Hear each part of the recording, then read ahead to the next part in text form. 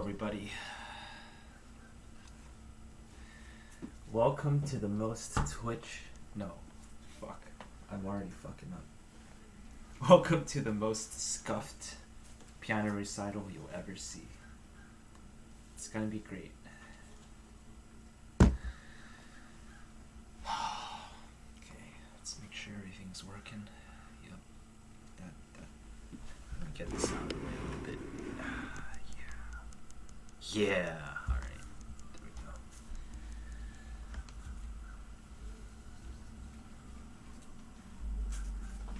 Turn this that way. Awesome. Let me write down something real quick.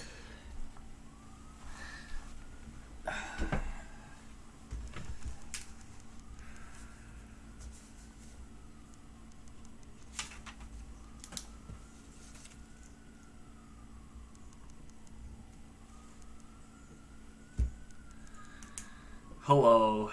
Hi, Sunny. Yes, music is happening. I am going to be, let's see, when did I put you in the program? Or not you specifically, but, yeah, I'm going to be playing 5 Maestro, I think, in the middle of the program somewhere. Let's see.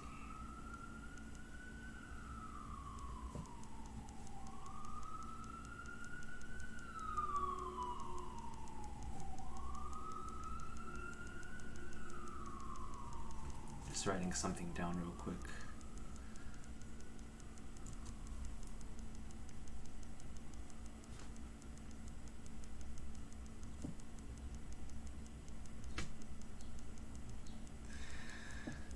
Okay, that's good.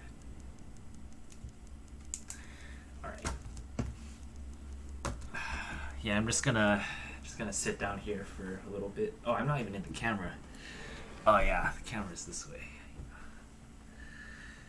Yeah, I'm just gonna sit here for a little bit, kind of just get myself mentally ready and stretch out a little bit. I only got up like an hour ago or so.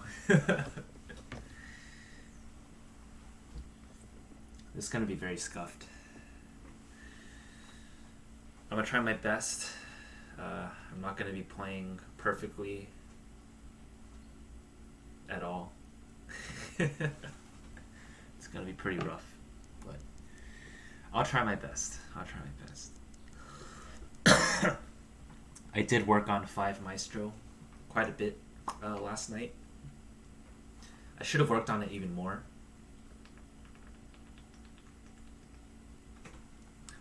It's the gift that keeps on giving. The more I work on it, the more I work on 5 Maestro, the more interested I become in it. I actually kind of have somewhat of a handle on the fast notes in the 13/16 section. I cannot play it I cannot play it very fast, but at least I've had a couple run-throughs of it, so I'm a little bit prepared for that. I have some interesting musical decisions that I've already made from 5 Maestro, so we'll see what happens, how I decide to play it today. Hi, Fred. Yeah. Welcome, Fred. Welcome to the most scuffed piano recital you're ever gonna see, ever. I'm once again making history today. This is yeah, I don't even know. Yeah, I don't even know what drove me to do this. It's 500 follower recital. It's to celebrate the fact that I've gotten this far on Twitch. I felt the need to do something for music. Like, I did the 10-hour stream on Wednesday, but I wanted to do something for music as well. Because that's such an important part of my channel.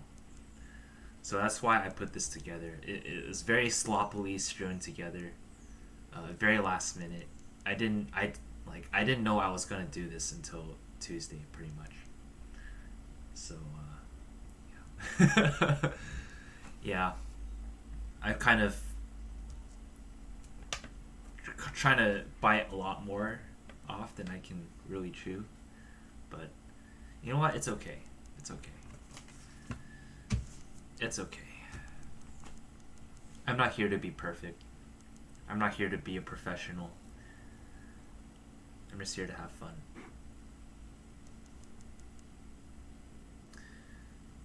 Yeah, I cannot wait. I cannot wait to dig into the avant-garde portions of this program.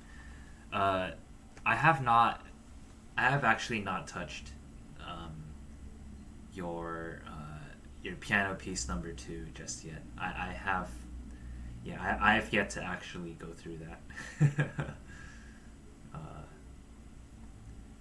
I haven't even played a single note of it. I have looked through the music a couple times,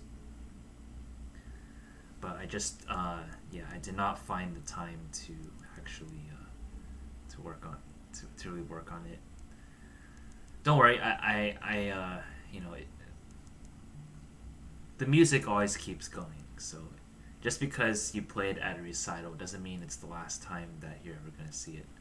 So, but I still wanted to get that in there in the program for yeah.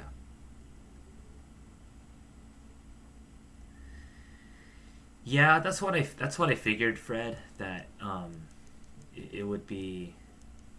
It didn't look too hard to sight read.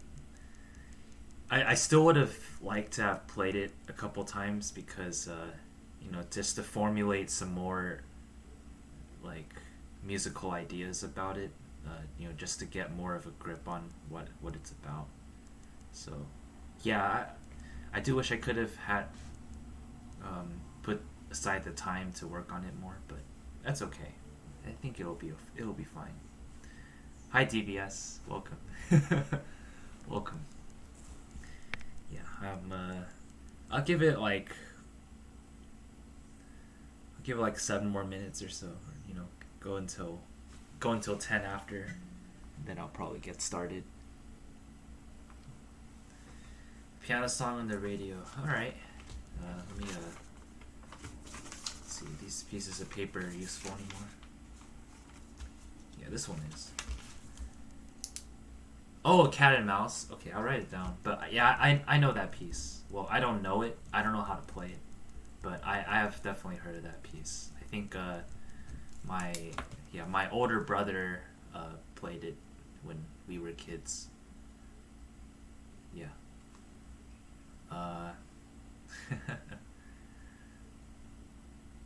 Yeah, okay.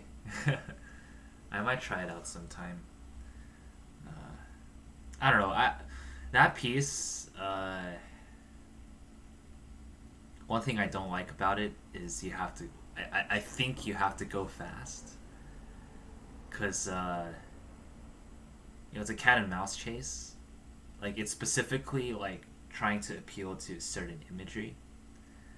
I like to take things slower and just kind of like, methodically get through things and build the atmosphere.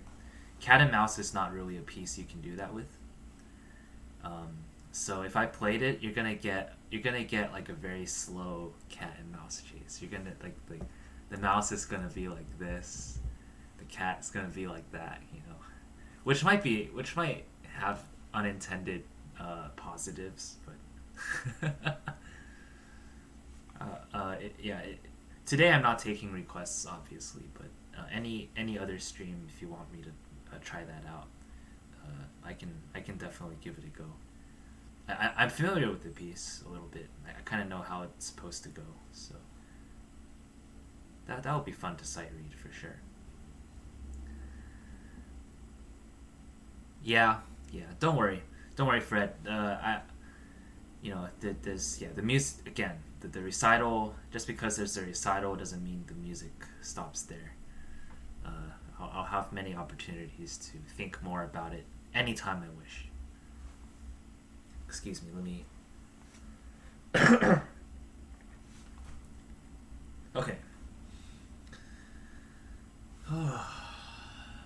hope you are all having a wonderful Saturday morning slash early afternoon slash evening. Yeah. This is one of the most YOLO things I've ever done. So it's gonna be great. It's gonna be great.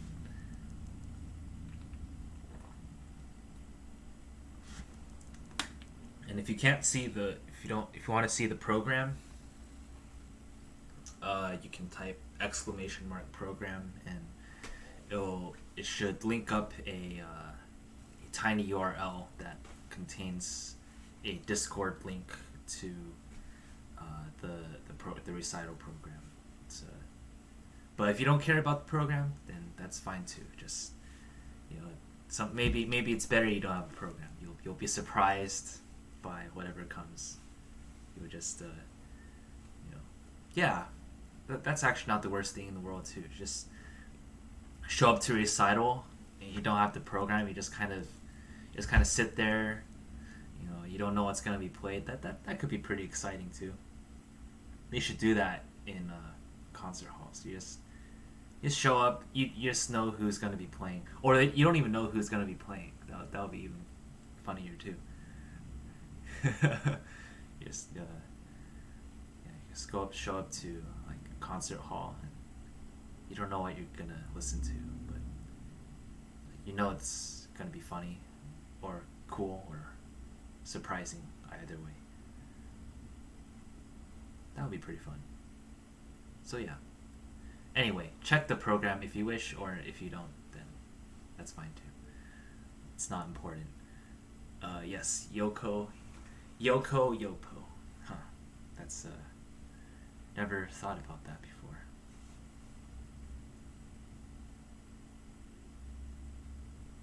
I mean, to play piano, to enjoy music is to live. So, I suppose if YOLO is true, then Yopo and Yoko are also true. Yeah, there it is. Yes, there's the program. If you're in my Discord server, Fred, you're in my Discord server. So I also put the link in my Discord server in a couple channels, in the announcements channel and the Maestro piano channel.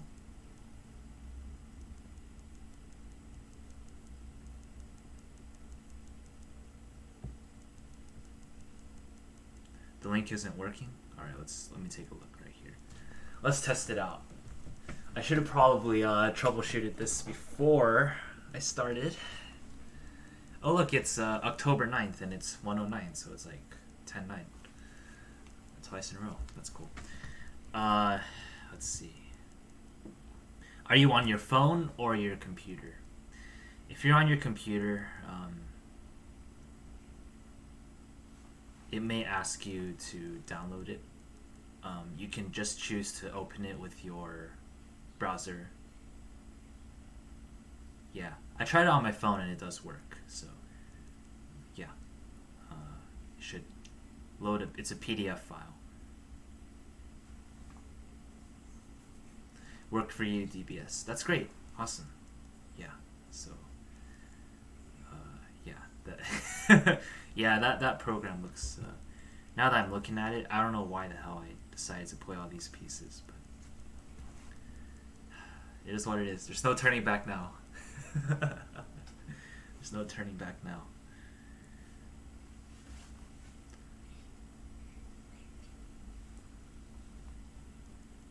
Yeah, the link should work. If you still have trouble with it, Fred, let me know.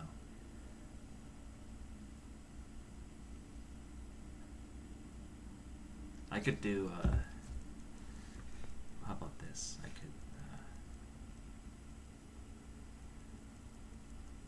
what if I put it, I know what I'll do.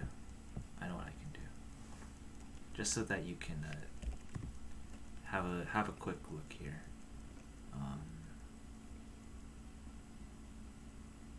Let's see what's the best way to do this. I like to give you a quick look. I can just pull it up on my computer so you can take a look.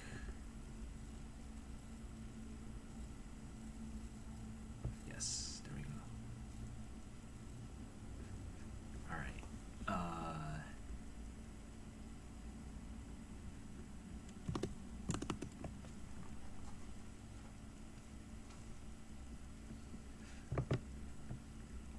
Gonna add a window capture. yeah, there it is. Yeah, that's the first half. Thanks for posting that, DBS. Let me. Oh, wait. Sorry. Yeah, let's open up Fox. Yeah, there it is. Okay. So yeah, that's that's it. Yeah. Actually, can I do this? So we could see more of it on the screen at once. Yeah, there we go. Okay, that's cool. Let me just make it bigger.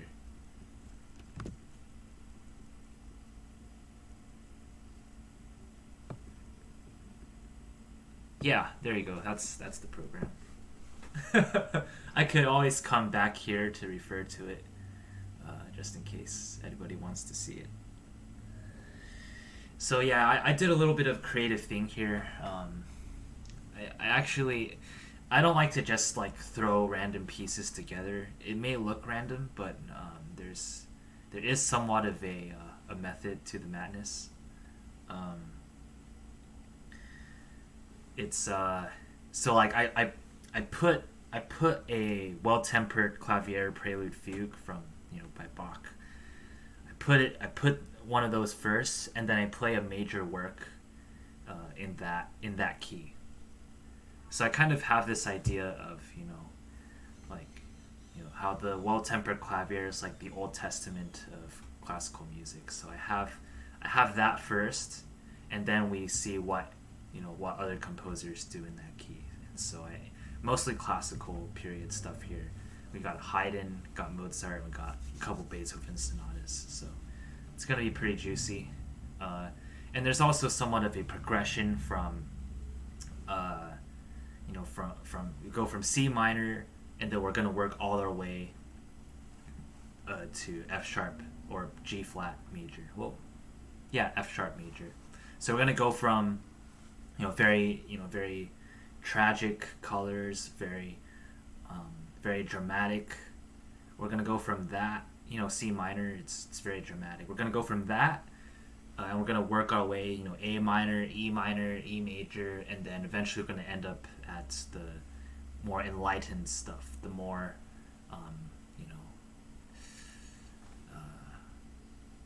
it's hard to find the word for it, but there's going to be somewhat of a progression, and then with little breaks in between to feature some of your very own works. Yeah, we got your piano piece down towards the end. I'll be playing SunnyDispsition's latest creation after the intermission, and I'll be playing a couple of Keks works as well. So yeah, it's gonna be great.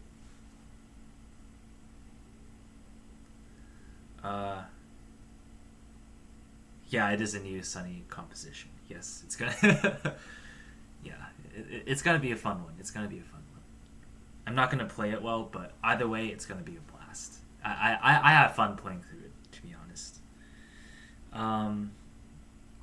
Yeah, thanks, Brett. Yeah, I am pretty happy with how the program as a whole came out. The only thing I'm not happy with is my inability to play some of these pieces, if not all of them. That's the only thing I'm worried about. But that's okay. That's okay. So yeah, that's the program. All right, let's go back. So yeah, if anybody has trouble seeing the program throughout, I can always come back here and show it. So yeah, let me get rid of the chat in the background. Okay. All right. yeah, so that's it. When I don't play it well, it becomes my own experimental piece. Yeah, sure. we'll go with that. We'll go with that. Yeah, if it doesn't work out so well, that just means I made it my own. Yeah. Yeah, that's right. You know, if you make a mistake, don't run from it, right? I think that's the bigger point right here. Don't run from your mistakes. Just own them and have fun with them. I think that's the main idea right here. All right. Well, oh, it is 1:17. 7 minutes later than I said I would get started. So yeah, I'll go through these one by one. I'll take breaks between every single piece, pretty much. If you know people want to say anything, uh, yeah, I'll come back here after every piece. But if all of these pieces have like multiple movements, yeah, yeah. So if there are multiple movements, I will not be. I'm going to actually like just go through it, even if like I get rated by a million people, like during the first movement. I don't care. I'm gonna keep playing because it is a recital, so there should be some semblance of formality, even if my playing may suggest otherwise.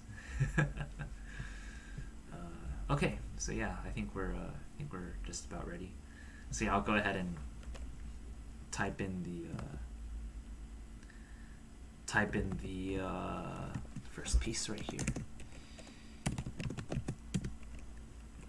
What am I playing? Oh yeah, I'm playing that thing. Okay.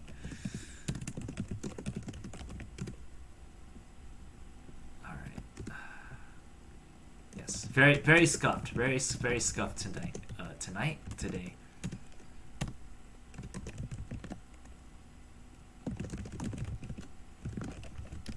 All right. Hopefully that all fits on the screen.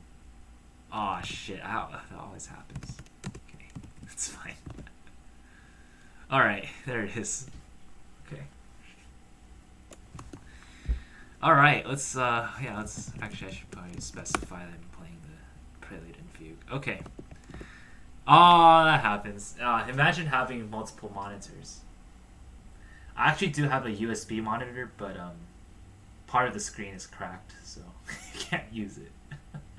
I can use like a portion of it, but it's not a yeah that it's basically dead.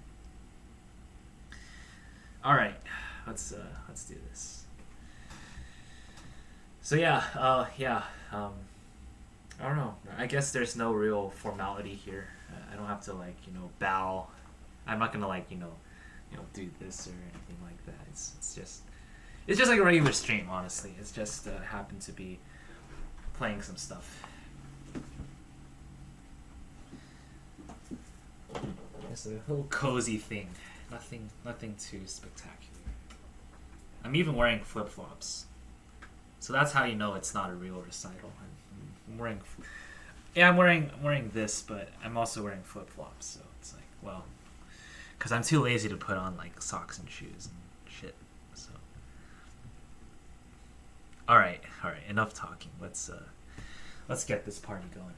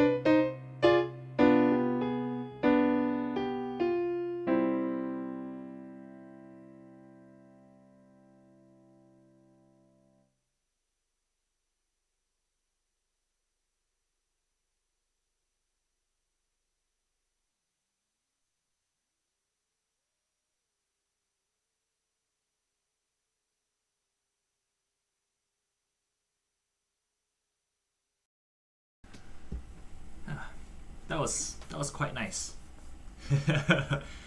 Yeah. Yeah, feels good to get one down. Once the first one goes down, they all start to go down. All right. Yeah, I just had to turn on the light because it's quite dark today. Lots of clouds just piling up. All right. Yeah, so that was the C minor Bow Temper Clavier Book 1, Bach, Prelude and Fugue. A classic to kick things off. Alright, next up is a sonata that's very dear to my heart, and the only Haydn sonata that I know.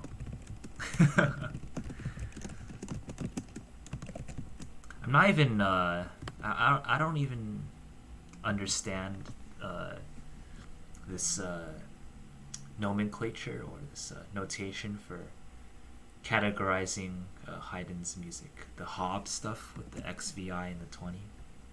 I'm not really sure how that works. Oh, this is the second piece. Yeah. Let's see. Yeah, Fred. Yeah, it's a banger for sure. It's a banger. It's a classic. All right, rub the Gardevoir for good luck, and so we're gonna see what C minor can really do.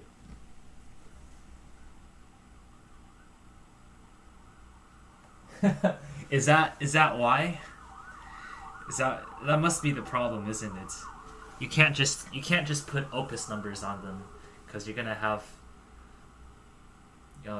opus 5,000, opus opus 3,000.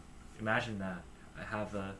I'm gonna be playing the Haydn Sonata in C minor, opus 2,794. uh, that's a good point. That's a good point.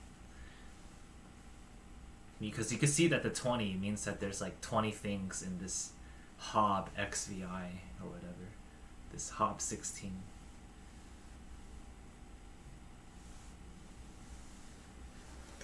Alright, but anyway. Without further ado, let's see what is in this very scary piece.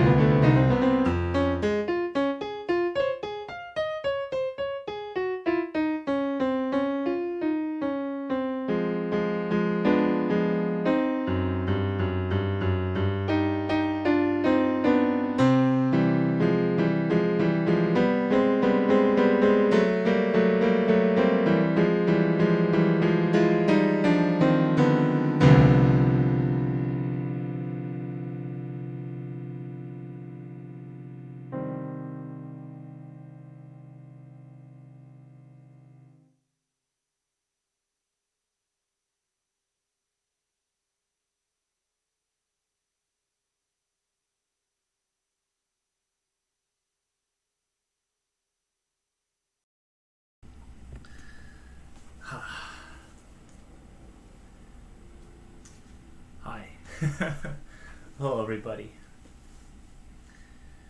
Oh, that took a while. Sorry I didn't get to say hi to people that came during the first or second movement. But yeah, I had to.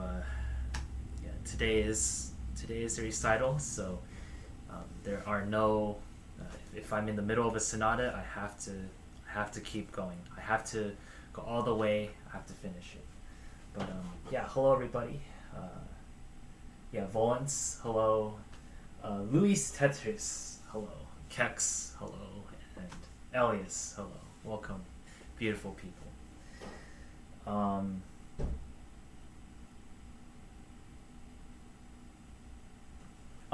Yes.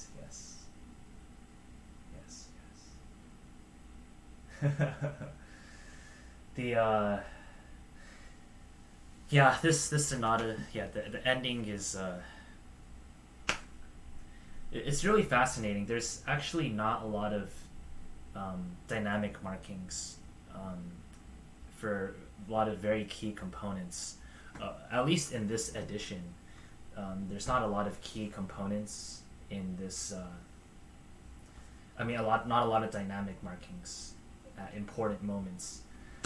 So it's really up to. There's actually a lot of room for interpretation in this Haydn sonata, and I found that the ending is very. The ending you have to bring out. I'd like to bring out that. It's like someone who has put up a great valiant effort, but is ultimately doomed to be in hell for eternity. And so it's that the ending for me of the last movement right there is kind of like this not only it's like a last dying quail, a last dying whale, like a last cry trying to reach out, but ultimately having to accept their fate, being doomed to darkness and despair for the rest of their lives and for the rest of eternity. To me, that's what the ending is about. So I like to kind of bring that out, that suspension chord right before the last chord. That chord kind of embodies that feeling, like a lot of tension all at once, and then the chord. I feel like the piece really ends with that chord, and then like the C minor chord that it finally ends on is kind of like an after note. Like that tension is like being stuck in like a tense state. Imagine like it's like imagine like you're fighting, right? And like you're like really intense, and like you're like swinging like a heavy axe, right? And it's so heavy, it's so great, it's so massive, right? And it's like you're trying to beat that demon, but in that moment of intensity, somebody like the demon uses like a freeze. They turn you into stone, right? And so like your body is physically stuck in that tense state, but your soul is stuck inside, having to deal with being in that tense state for the rest of your life, and the rest of eternity, being damned to that state of suffering. And so like to me, the piece really ends right there. It's like you're frozen, and then all that's left for you to do is for your soul inside to accept that that is that's the end, and it's very sad, but you have to admit it, and you have to move on. The raised third at the end makes like a happy ending, but leaving it minor. Well, it's written as minor in the score. It's written, yes. It's actually there's no I'm showing the wrong camera, but yeah, there's no Picardy third at the end right there. You could see, you could see that last chord right there. There's no natural on that E. It's just boom. That's it. No There's no salvation. There's no coming back. You're just gonna have to deal with the fact that that's your fate, and it's it's brutal, it's honest, it's cruel, but it's the best. It's the best.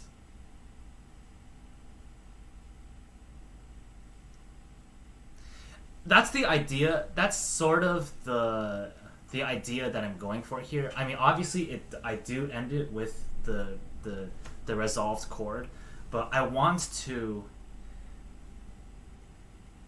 make the piece feel like it ends on it ends even before the resolved chord.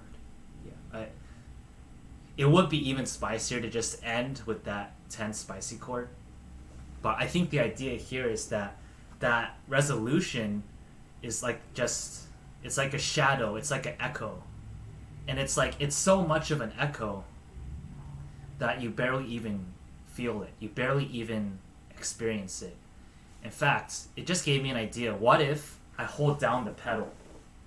What if I hold down the pedal and play that, that suspended chord, and then just keep holding down the pedal as I play that last chord? That would be interesting too, right? Because then you really get that feeling that it did not really resolve.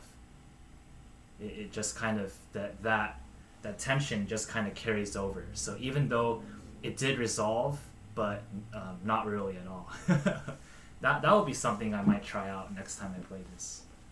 But anyway, yeah, that was fun. So yeah, 2 down. Let's see, what's next on the program? I'm forgetting my own program. Let's see. Keks is Allegro is up next. Keks, do not worry about being judged or anything about this piece. I personally enjoy playing it. I personally love it, and if that's the only criteria that I have, if I enjoy it as a piece of music and as a work of art, then I don't mind. I want to play it. We know that you're continuing to write pieces and continuing to grow as a musician, so it'll be fine. It'll be fine. It may have it may have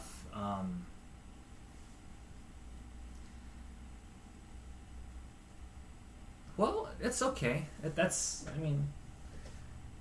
I quite like it. I quite like it. I quite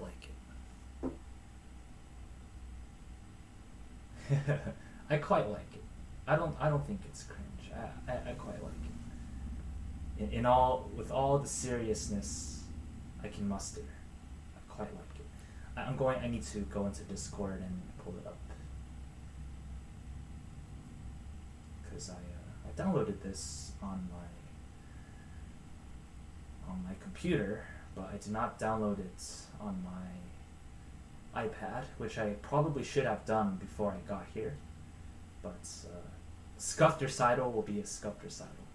So I gotta scroll all the way back up to where you wrote the Allegro,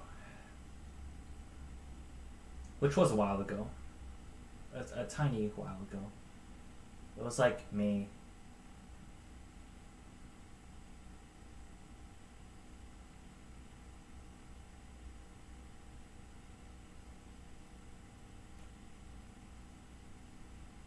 Yes, this one. Let me download it to my my iPad. There we go. All right, let's have some fun. So we were just in the realm of C minor to start off the recital. We are in desperate need of something light, something fun to open things up. I'm going to adjust my camera so that more of my upper body is in it. Let me see. Yeah, I think that's a little better. Okay. Yeah, so let's do that. Let's do the Allegro by Keks, our very own Keks.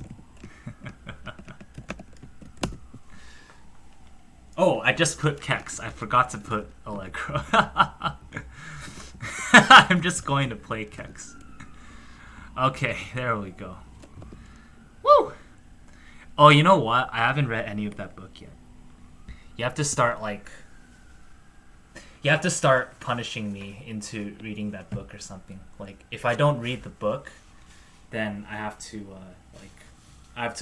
play like 3 pieces that you want me to play. It doesn't matter.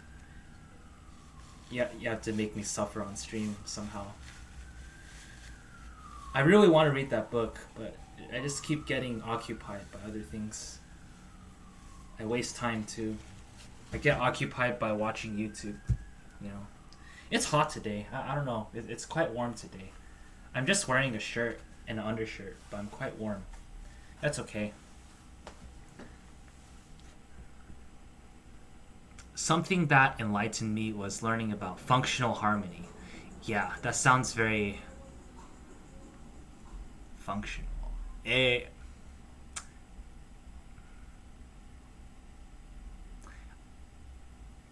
Ignore that. Okay. Oh, I'll play you. Oh yeah. No, I'm kidding. All right. Enough banter. Oh, I'm drooling. Sorry, that's disgusting. Let's have some fun.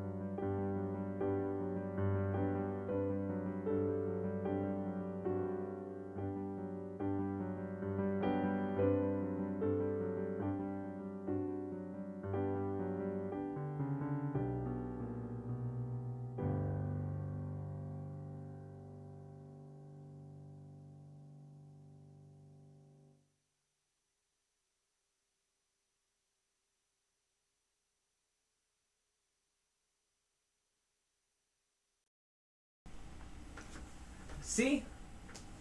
That wasn't so bad, was it? I personally have a lot of fun playing through that. It's not there's no cringe. There's no cringe. It's great.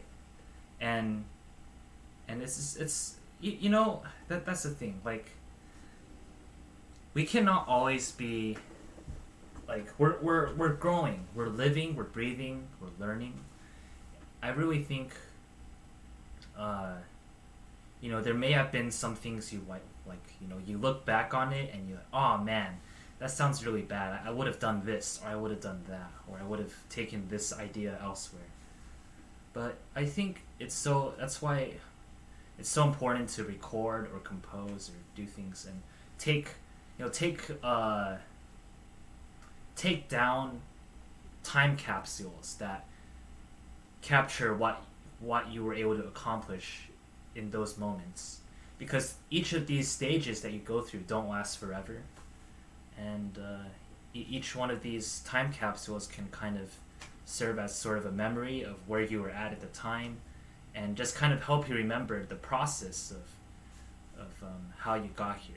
So it may not represent you right now as a musician, or it may not be quite where you want it to be, but I think it's still very important to take a look back at those steps along the way. I think there's a lot to gain from it, and it's beautiful. It's a beautiful thing to be able to do that too. Yeah, the TSD is it's still a functional system. Okay, I really got to stop with the functional stuff.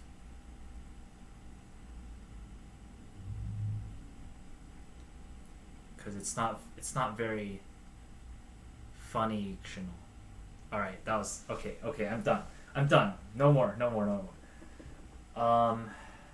It's pretty pleasant. Thanks. Yeah, thanks, Fred. Well, thank our illustrious very own court composer Keks for that one. I would put that Allegro even above Salieri's Welcome March in the movie Amadeus.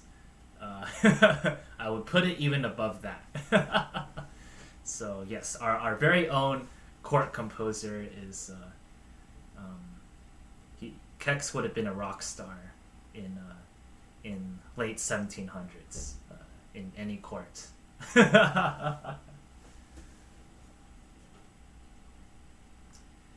Sonata form is quite a great thing.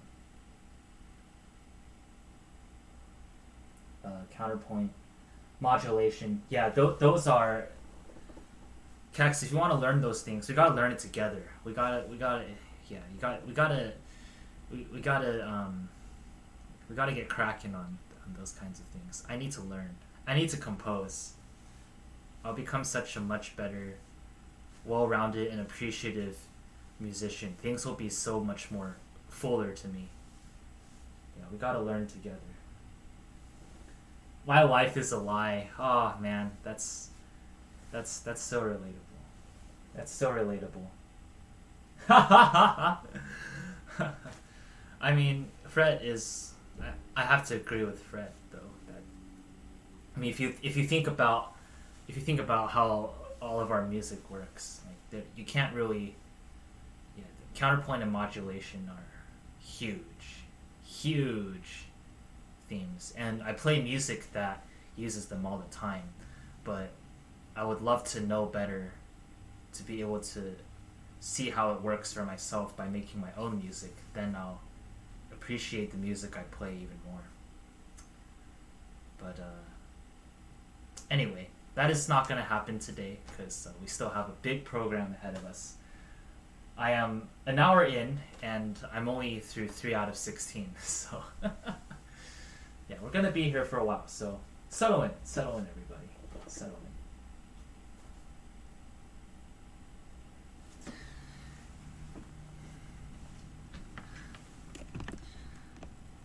All right.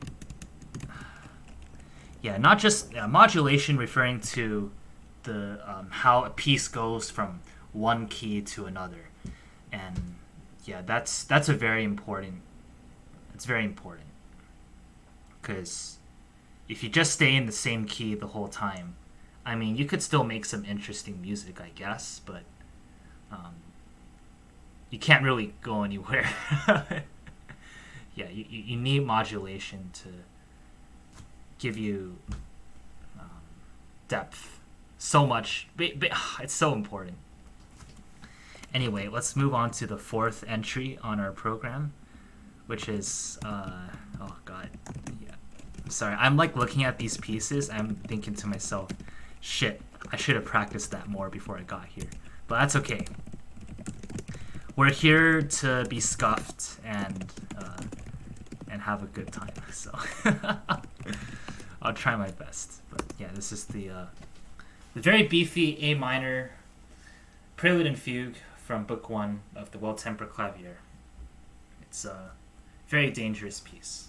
So let's see how it shakes out. It will be a train wreck, but it will be a fun train wreck.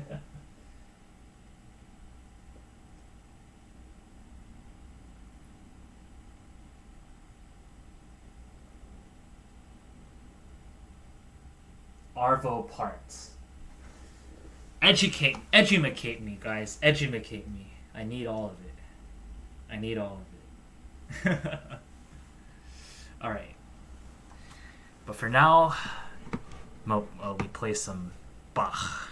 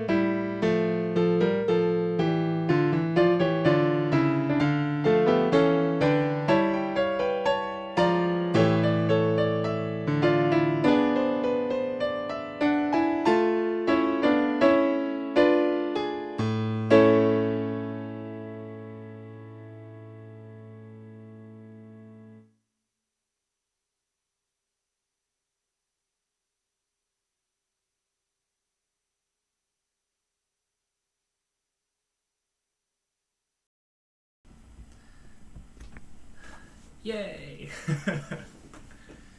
That was that piece always makes me feel very good. It's so dramatic, but so arousing, so good for the soul. It's a great piece. Hi, Bolins. Yeah, lunch. Lunch sounds so good. Uh, not too much of a show. It's pretty much just a regular stream. I just happen to be playing certain pieces today instead of taking requests. Not that I normally do a whole lot of requests anyway.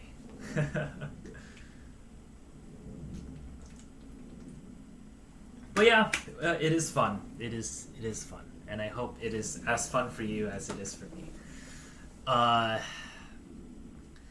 Yeah, I'm about a quarter of the way through now. There are 15 pieces on my program, and I've gone through 4 of them, so it's going great. Keks, I'm not even sure what you were referring to earlier.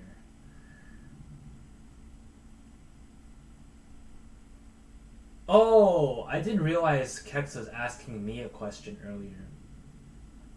If Keks comes back and I'm playing, just tell him that I said yes. If Keks comes back, just tell him that. But yes, the other piece, Keks, that I took from you is the D minor Klavierstucke. Klavierstucke.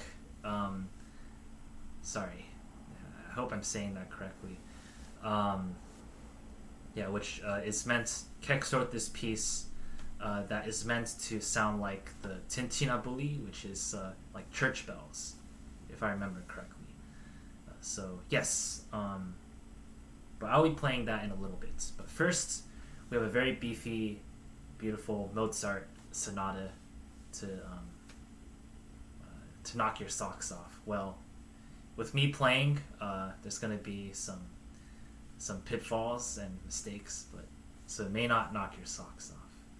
But the music is, hopefully I can do it a little bit of justice. Oh yeah. I mean, honestly, all of music is pretty beefy. And if you want to play any kind of music on the piano well, it takes a lot of work.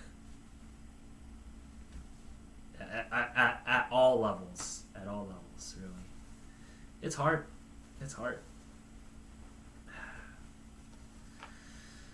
So yeah, let's do this. Oh shit. So yeah, Mozart only wrote two piano sonatas in a minor key, and this is one of them. So he sure had something to say about this one. He sure had something to say in this one.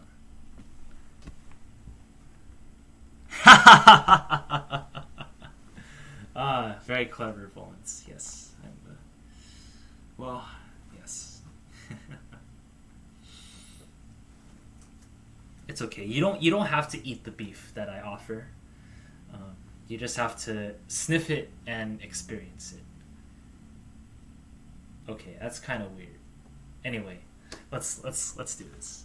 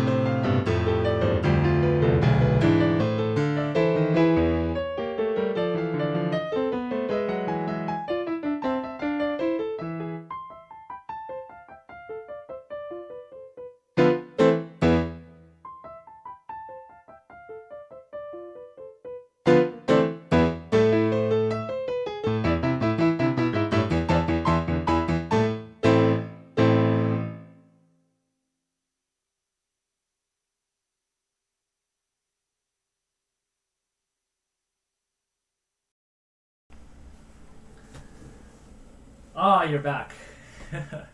Came back at the perfect moment. Welcome back. How are you doing, Keks? Yes, GG. And yes, up next, I will be playing your Tintinabuli Klavierstucke. Yes, I did not realize you were asking me that question earlier. I do apologize. Yes, I will be playing that. I think that's right up next, if I remember correctly. Oh man, I had a 4 in there. That was the 5th one. Okay, so yeah, up next will be Keks. Keks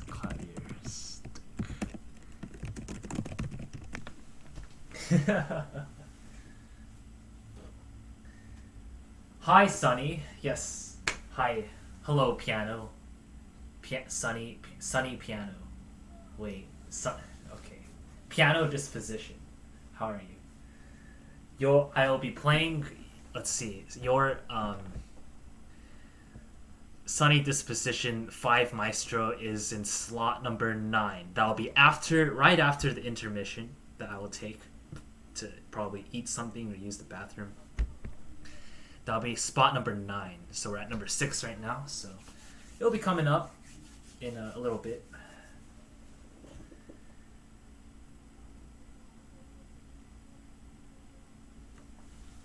You evolved? Have you evolved? Well, let's see. So we're going to be playing a little piece by Keks. So, yeah, basically the idea behind this very special Klavierstucke by Keks. A couple important things to note. So it's, if I remember correctly, it's supposed to emulate the sounds of the Tintinabuli, which is the sounds of the church bells going off in the distance. Boing, right? And it's supposed to, there's some very specific directions for this piece. It's supposed to be repeated. It's a very short piece lengthwise, but it's supposed to be repeated almost ad infinitum, as many times as can be permitted. And each time you play through these bars, you have to go a little softer each time until the idea is that by the end, if there is an end, well, I am a finite creature with a finite lifetime, so I cannot play this forever. However, I'm supposed to emulate the effect that, when things echo in the distance, they eventually fade away. You hear it multiple times, but eventually fades away. So that's sort of the idea behind this piano piece that our very own Keks has written. And there's some interesting two-voice harmony going on. So it's going to be interesting. It's going to be great. It is not going to be cringe.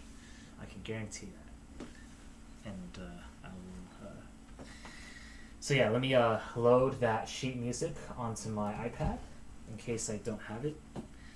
And we will see what the great genius Keks has written for us today. Alright, let me give me a quick sec right here. Sorry, let's see.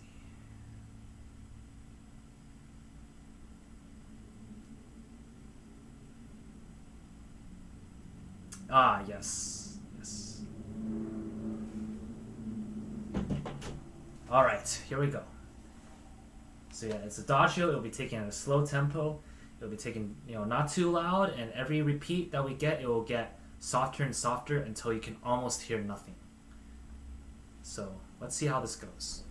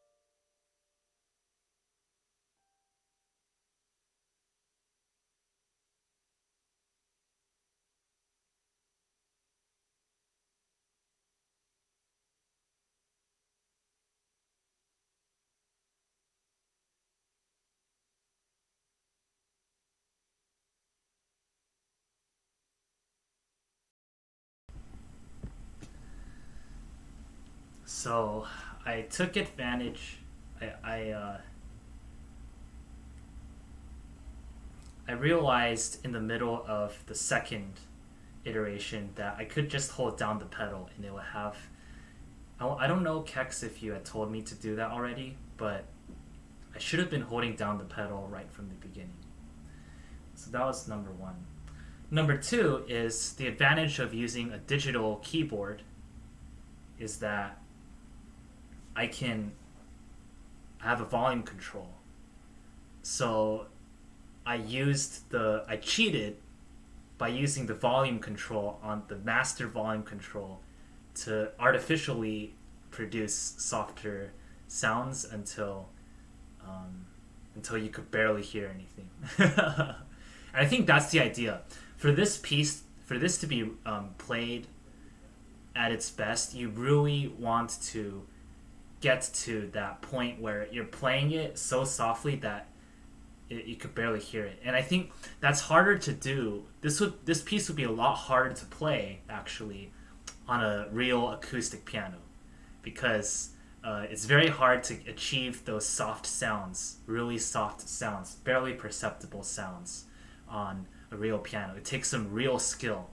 Whereas here, I just kind of cheated with using my master volume, and my master volume going down, and also the touch of the keys is a lot easier to play softer sounds in general. So I think trying to play this piece on a real piano will be a really good challenge. I don't know if you've personally tried that, Keks, but I want to take on the challenge. This is kind of a test of how softly can you play a note. Because there's no master volume control on a real piano, so like how softly can you really play a note? It also depends on the kind of piano you have too. If you have a piano that's kind of sticky, has some like sticky keys, they don't go down when you push them. It's going to be very hard to produce those soft sounds. But anyway, so there are advantages, after all, to having a digital keyboard, I suppose. Hi, Frenchie. Hi. Hello. Thank you for spamming. Well, not really spamming. 2 is not considered spam, but I always have to call them the best hearts on Twitch when I see them. Hello. Yes, extremely quiet music is quite the meta, and honestly, I had literally just thought of using the master volume control to artificially produce soft sounds. So, I'm a use it. There will be a moment later when I play Sunny's 5 Maestro later on in the program that I will be returning to the volume control again. This time in the other direction. I want to accentuate a certain note and yeet on it.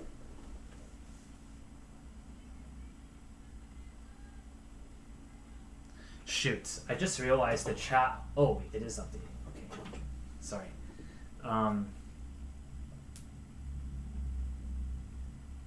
It's okay. It's okay. I'm going to upload this to my YouTube channel. I don't care. I don't care that this whole thing might be like scuffed or whatever. I'm uploading this whole Twitch recital to YouTube, no matter how long it is or how goofy it is or whatever. So it will be there forever. So yeah. So don't worry. It'll all be there. It'll all be there. So yeah, you can go back whenever you wish. All right. Yeah, Frenchie. Yeah, thanks. No, you don't never have to apologize for lurking. I was thinking about the words working and lurking at the same time. So even though I did get it right, I thought I messed it up because I saw the word work at the same time. So, but you don't have, it's totally fine. Good luck with it, and You're gonna get it done. It's gonna be great, and just one little thing at a time. Totally got it. I wanted to read Fred's message again. It's interesting because when you try to play as quiet as possible, it's not just one static volume. The volume changes from different factors, but it's still quiet as possible. That is kind of true. There's like multiple ways I was doing volume control there. Not just like one is with my touch, and then the other one, I was kind of like, I wasn't like, when I was on the volume control, I wasn't doing like that, right? I wasn't doing a sudden movement like that. I was actually kind of able to just kind of very imperceptibly move this volume thing to the right. I mean, the left, until you could barely hear anything. Which is really, again, that's something you can't do on a real piano. You cannot like, there's no fine volume control like that on a real piano. And so it really takes a lot of skill to get this kind of effect on a real piano. I cannot emphasize that enough. All right, so that was thank you so much, Keks, for that Klavierstucke. I think it's a brilliant idea. I've never seen it anywhere else. That's probably because I haven't explored enough music in general. But I really love that idea of just a simple loop that gets quieter and quieter over time. I think that's absolutely brilliant. So yeah, thanks for that. And I can't wait to see. It applies to Fred and Sunny and anybody here. If you want to compose music, just go for it, and just share it with me, and maybe I'll play it on a recital someday down the road. And even if I don't, it's great. It's just great to get diversity of ideas out there in general. Okay, let's move on to what is number 7. Oh god. Ah, crap. Okay, I'm screwed. All right, I'll try my best. This one gives me some issues, but I'll try my best. Up next is another Bach Prelude and Fugue from the Well-Tempered Clavier. It's an E minor, Book 1. It's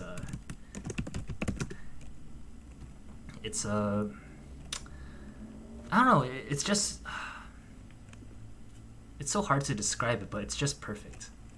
I'm gonna butcher it, but it's a very, very lovely piece of music, in my opinion.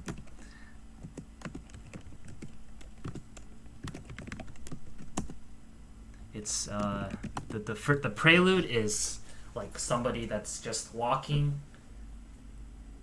The prelude is somebody is just like walking and thinking about stuff, and then they get kind of lost in their thoughts, and it's like and then they kind of go on a little adventure. It's very, very fascinating. And then the fugue, it's a 2-voice fugue, but it's still very hard. Just because it's only 2 voices doesn't make it any easier, in my opinion. It's each voice is very exposed, and it's very dramatic, very dramatic. So it's a very dramatic prelude fugue. So let's unpack it and see what it's all about. Should have requested the Webern for the recital. Please, listen, I plan to do, I really love this recital idea. I think it's awesome. I want to do these once a month, at least once a month. Actually, probably not more than once a month. I think once a month is the perfect kind of frequency for this sort of thing, because I do want to give myself more time to prepare and get pieces as close to, up to par as possible. So yeah, keep if you want me to like explore stuff, and I'm going to keep it in the loop, and maybe I'll have some fresh Webern for the next recital. So that would, tentatively, sometime in November, I would, like in the middle of November, I might do this again. So we'll see. But yeah, it's not, if you didn't get it in today, for today's recital, like this is by no means the end all be all of everything. Yeah, just keep sharing music with me, and I am interested in trying out that Weber. Yeah, I am very interested actually, even though it's going to give me many headaches, but those are headaches worth having for sure.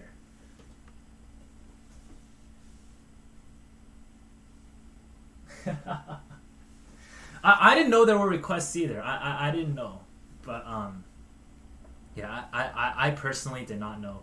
This whole recital thing just kind of came to me earlier this week. I'm like, huh, recital is the only way I know how to celebrate my piano journey on Twitch to get to 500 followers. So yeah, this is as new to me as it is to you guys. So whatever suggestions you want to give me, I'm gonna be open to them. And hopefully next time I do a recital, it'll be even better than what I have today. Anyway, enough talking. Let's play some Bach. Yeah, no, I like to have a diversity. Today is very heavy on the classical side, which is perfectly fine because that is what I'm best at. But yeah, it's all. I think I do always want to have little bits and pieces from all sides of the coin in these recitals, because recitals, they're for listening. And I think it's good to put in multiple different styles so that listeners don't feel stuck in one area of time for the whole duration, unless it's like a complete, like I'm running through like all the ballads by Chopin or something like that, where it's like a complete big set that I need to get through that's cohesive. But today is more of like a mishmash, kind of get to explore different areas of tonality and kind of have a journey. So for this kind of thing, the diversity is good. Anyway, okay, let's play some Bach before my hands get cold. All right, let's yeah.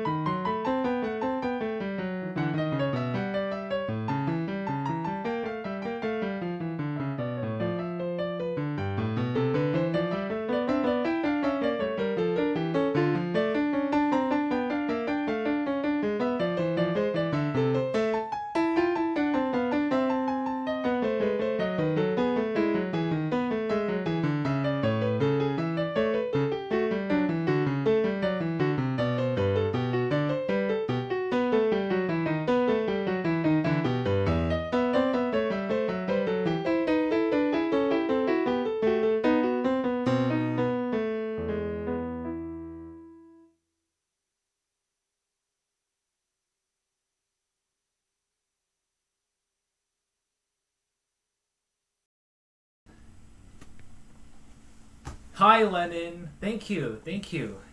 Thank you so much. Thank you so much again. Yeah, I still can't believe it. I've had 500. I've been sitting on 500 for almost a week now. I still can't believe it. I still can't believe it. Thank you again. Thank you. Yeah. So I just yeah, that Bach Prelude and Fugue, showing you why Bach is so much more than just a Baroque composer, but you get such drama in these well-tempered clavier. These well-tempered clavier Prelude and Fugues are not only showing what can be done on a technical standpoint in these different tonalities, but also emotionally these different tonalities like E minor or A minor or C minor, what these tonalities are really about, or not what they're really about, but what they can be about,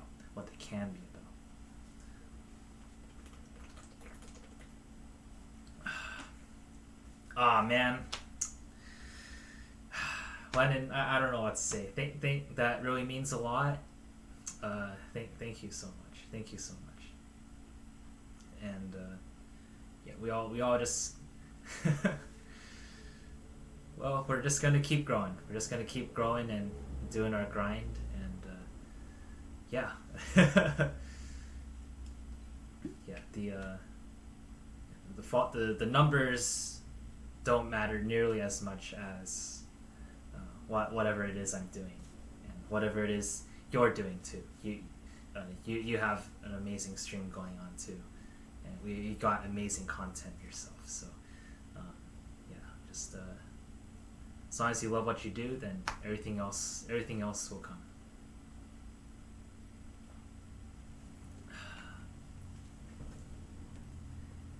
Get the Sigma grind set. What is that?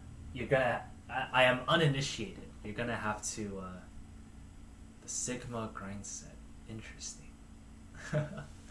I'm not sure what that refers to, but I'd love to learn.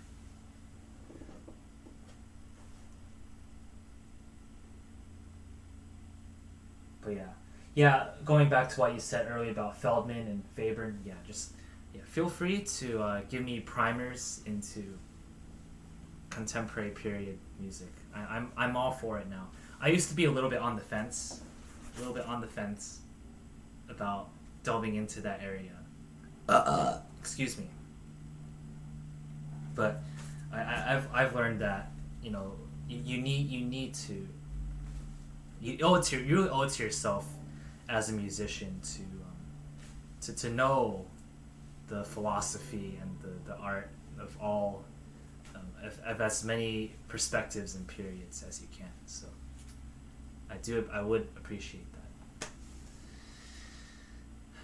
The alpha male grind culture. I don't even know what a sigma male is. I know there's alpha and beta, and there's maybe omega. Yeah, I think that omega, but I've never heard of a sigma male before. Oh well, I don't. Yeah. But yeah, definitely just gotta get to that grindstone, baby. You know what it's about. All right. Up next is a beautiful Beethoven sonata. It's we're gonna do a little bit of a jump here. To some. This is gonna be my first Beethoven play today, which is. Usually I'm always playing Beethoven, so I made it a point in this program to not overdo the Beethoven. So I got a little bit of Haydn in there, got a little bit of Mozart in there. I need to learn more Haydn and Mozart. There's so much stuff to learn. Way too much stuff. I need to learn more of those. At least I gotta learn K331 by Mozart, the famous Rondo alla Turca sonata. But I want to learn it because of that first movement, the beautiful theme variations. Anyway, that's not for now. Let's focus on the task at hand, which can be so hard to do as a musician because there are really so many good pieces to play.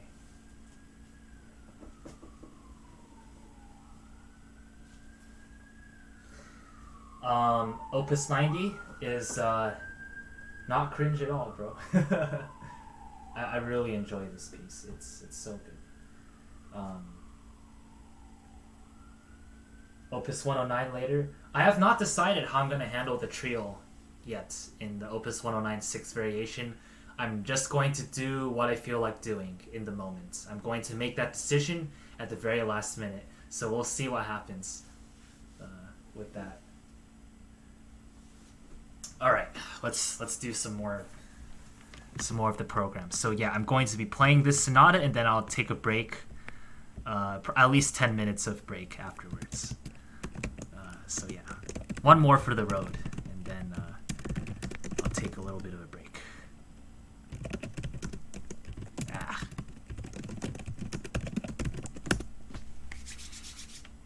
Okay, there it is. Let's do this. And also, anybody who is wondering where the hell is the recital program, you can type !program, and it will give you a tiny URL link to the PDF file that contains the recital program. Just in case anyone is wondering, what are you even playing? You can see what my plans are today if you take a look over there. All right, let's play this Beethoven.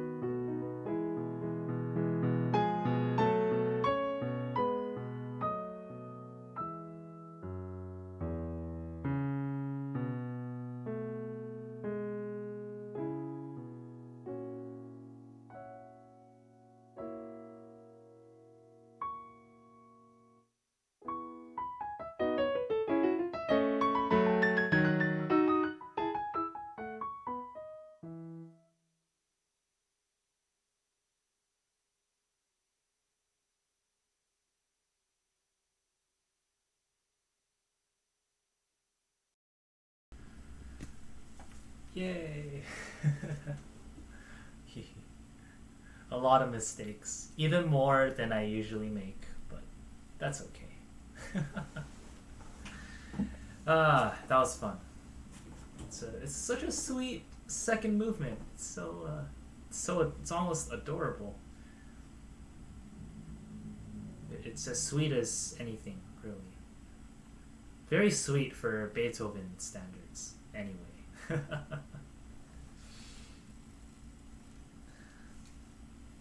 Yeah, not you won't find. I think you won't find Beethoven with this kind of subdued kind of tone in many other in at all. It is very rare for Beethoven to write like this. Very just really owning the calm and the cuteness of the music. I think that's very rare for Beethoven. I mean, it is a deep kind of calm, with certainly some turbulence and a lot of things that are going on in the background of your mind, but it truly is a very intimate piece. It really feels very personal and very just very nice, like a loop. It's kind of like a loop that keeps on going. It's very nostalgic.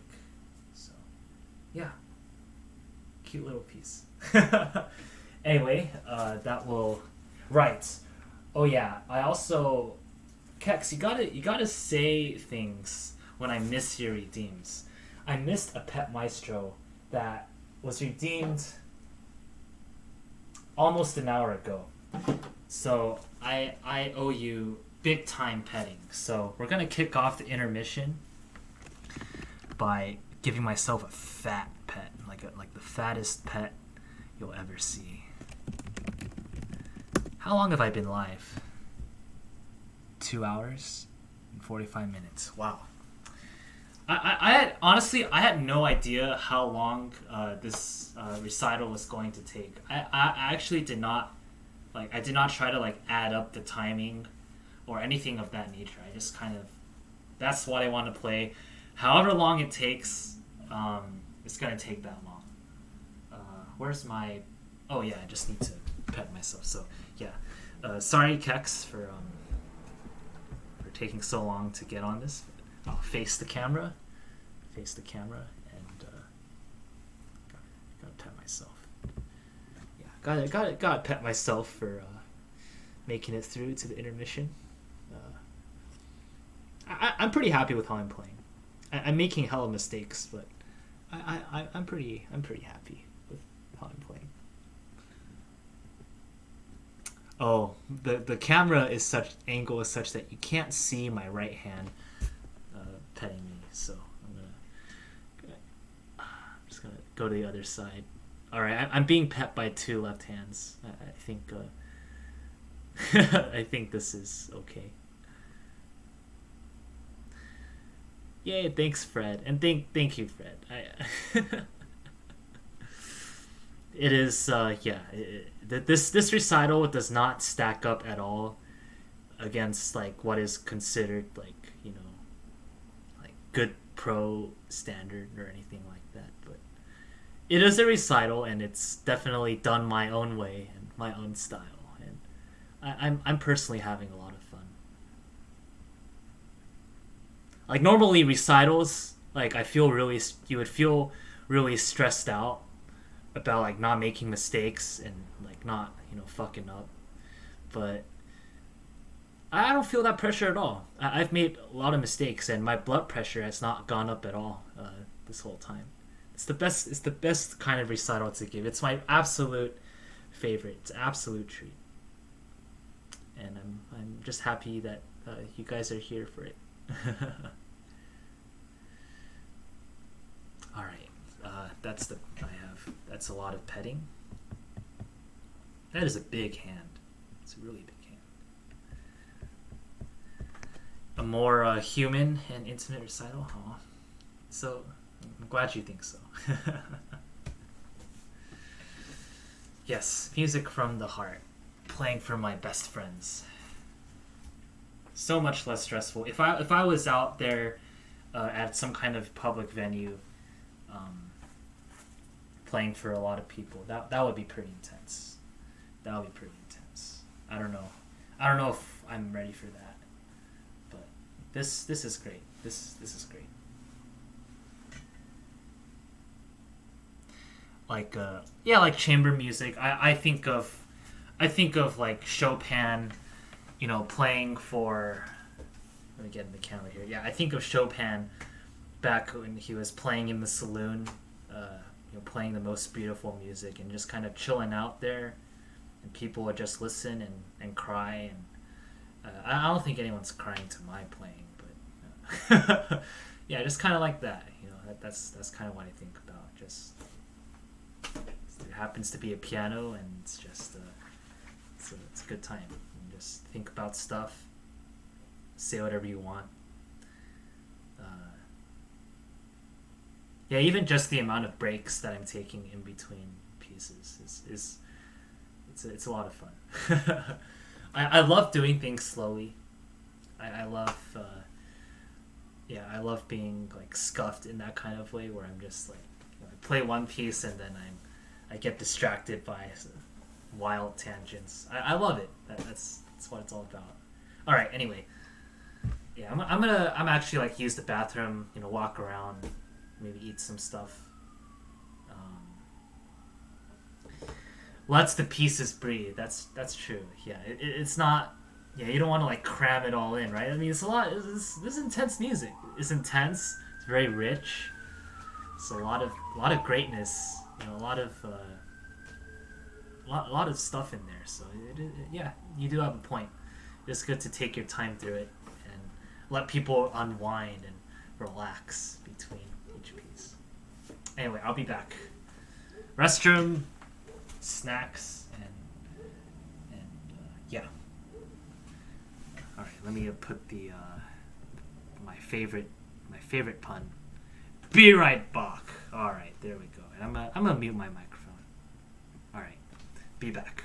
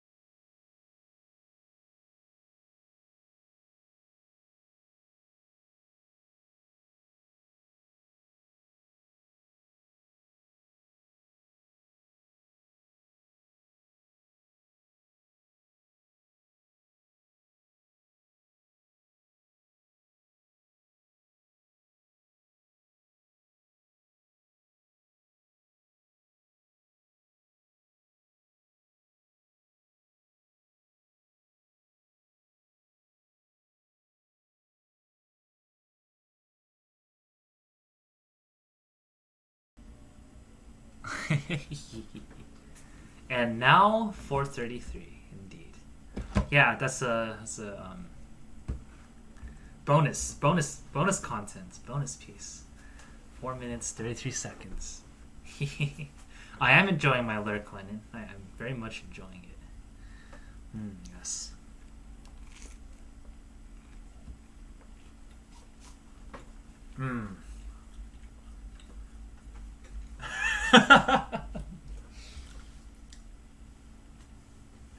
Should I get on camera? Do you guys want to see me eat? Why not? There's nothing wrong with it.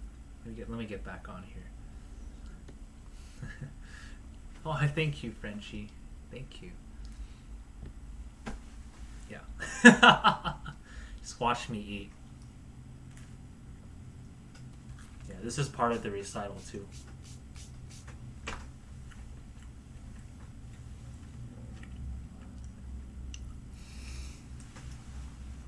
I see what you did there. Yep. Welcome, Bach. Welcome, Bach.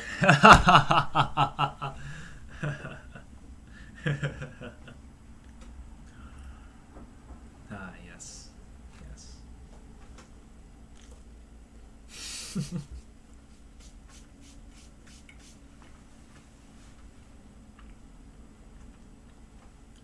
Yeah,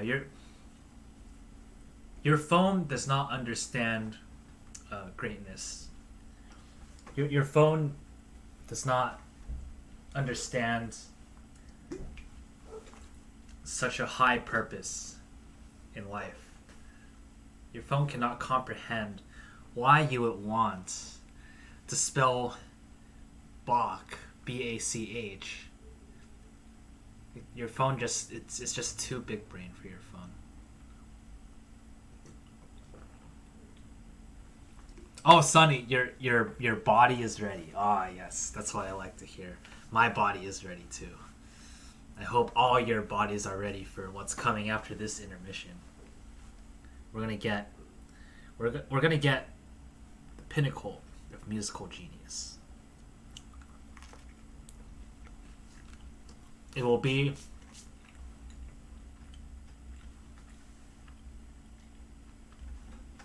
sorry. Yeah, it will be no. Your ears are not enough for what I'm about to play next after the intermission. Your ears aren't enough.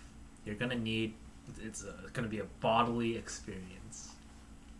You're gonna feel the vibrations vibrate all throughout your body. German autocorrect sounds like a lot of fun. That definitely sounds like a good time. I want German autocorrect on my phone.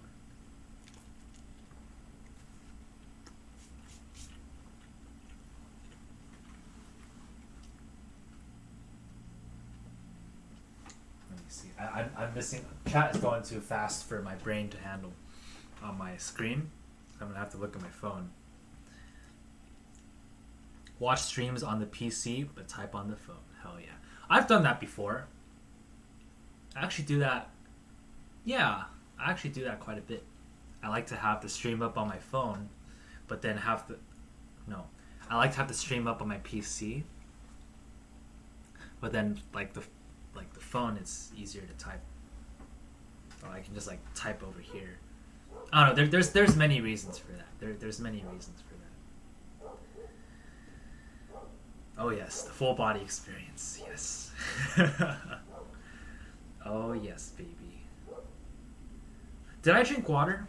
I pet myself, but let me. I just saw a Keks redeemed drink water. I forgot about that, so let me drink some water for you. So sorry, I'm always late on the redeems. Let's see.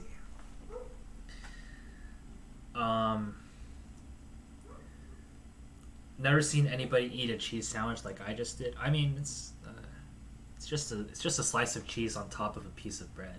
There's nothing to it. It's not even a sandwich. I got cheese on this sandwich and I have grape jelly on. No, dang it.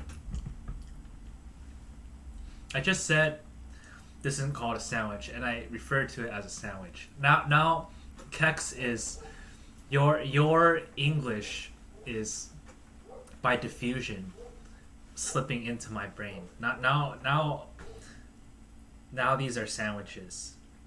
You have literally rewritten my dictionary in my brain. These are now sandwiches. Well, yep, I guess I'm eating sandwiches. Let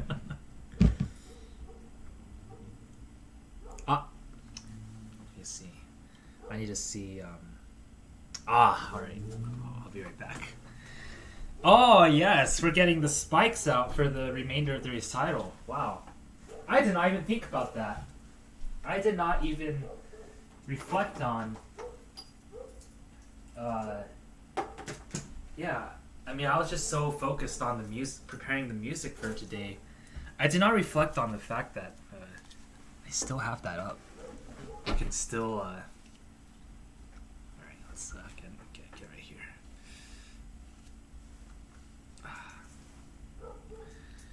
Fortunately, it's not something I particularly have to prepare for. The only thing I need is you know what? I'm just gonna leave it at that. That's all I need.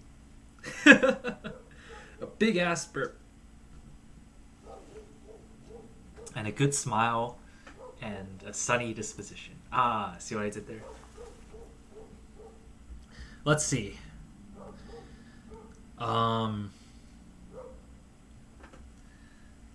But yeah, this is now a sandwich.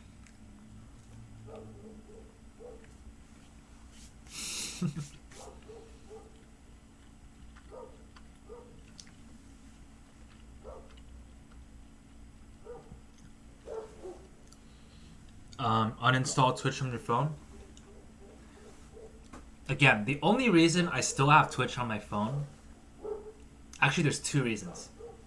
One is I still like to be very lazy, and when I'm in bed at night, I like to have a Twitch stream playing in the background without having my computer on.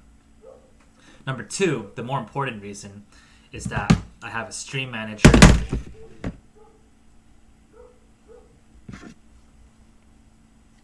I have a stream manager on my phone, like this. Wait, shit, like this. So this really helps too much. So for those two reasons, I cannot uninstall Twitch from my phone, unfortunately.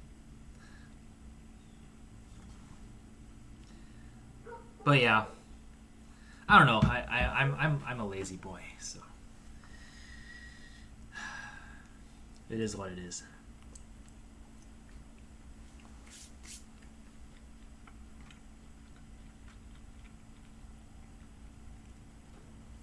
Yeah, they are open-faced sandwiches. You can call it that. They're usually called bread. Wait, no. Okay, I toasted them, so they're now toast. But it doesn't matter. I suppose it doesn't really matter. Go ahead and call it a sandwich.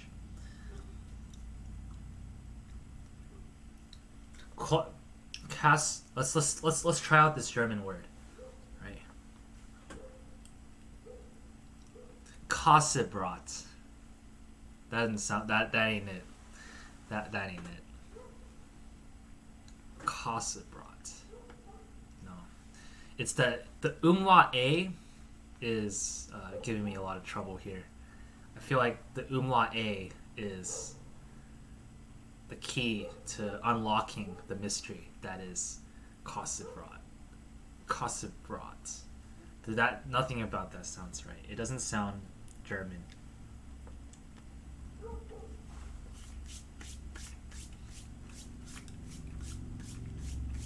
And I don't. The problem with that word Kassebrot is I can't think of an alternative way to pronounce it. So, yeah, I guess I'm just going to be left in the dark. Just say I. Sorry, that was a terrible attempt. Lennon, this is a choker.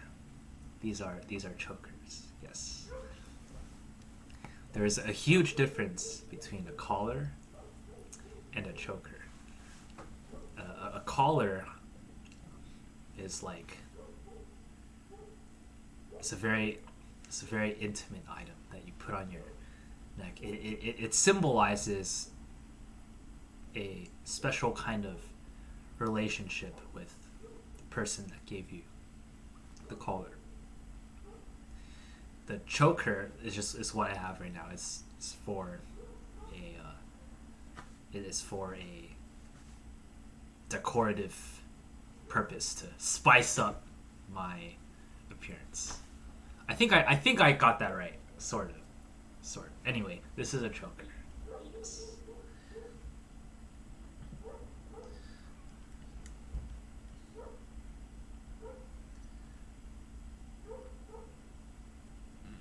Oh yeah, Lennon. I have 3 different chokers. Yeah. So yes. Sorry, I realize I'm very far behind on chat. I'm working through it very slowly.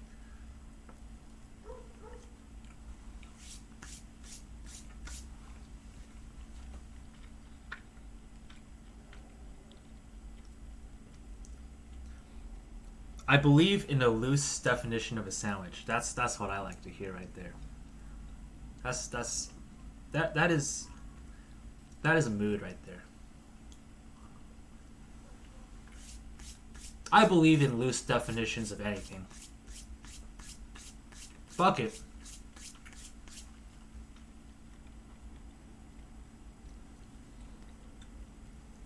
Yeah, anything can be a sandwich if you really want it to be. Music is a sandwich, right? ABA. Music is literally a sandwich. We're just playing sandwiches all the time. Our whole life is a sandwich because music is life. And life is music. And music is a sandwich because of the ABA form that's so prevalent. So, there you go. Yeah, I think the entirety of today I've just been playing sandwiches. Except for a Keks piece. It's not quite a sandwich. The Klavierstucke, the Tintinabuli one. But other than that, today has been sandwich day, I suppose.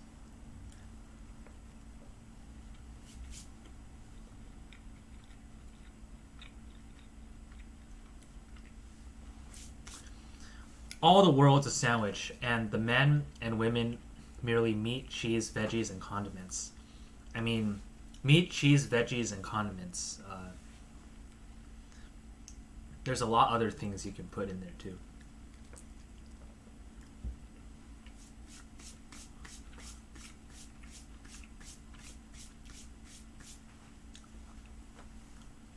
I'm eating so slowly.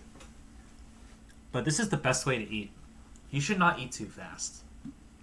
Eating too fast is bad for you.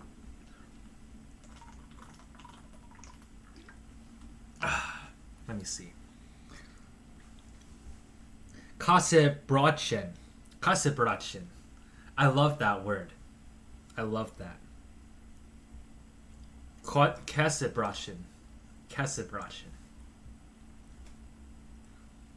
Kasebrot. Aw, that's so cute. Yeah, Keks is a cutie, I agree.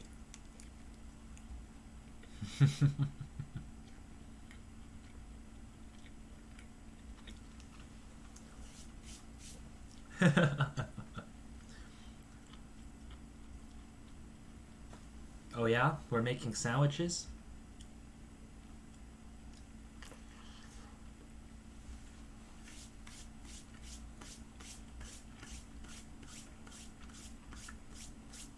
I'd like to stuff you all in a sandwich and hug all of you.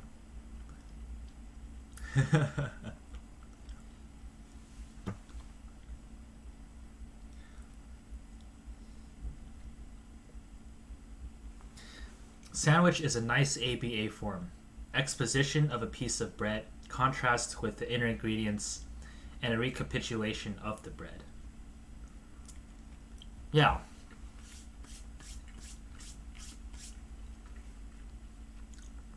Although this sandwich doesn't quite have a recap, But it's still a sandwich. You don't need to have a recap to be a sandwich. So this is a sandwich too.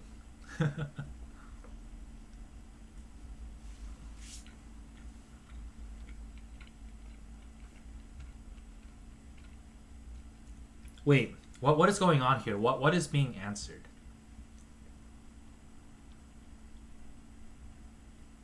I'm not sure. Prequel memes? There's something that flew over my head in chat, but that's okay.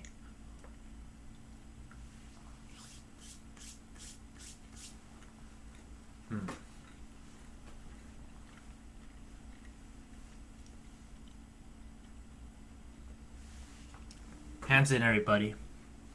Hands in. I love you all, and we gotta. We're all we got, you know. We gotta stick together, man. We gotta stick together. So I'm into. Hell yeah. That's what I like to see. No, sorry.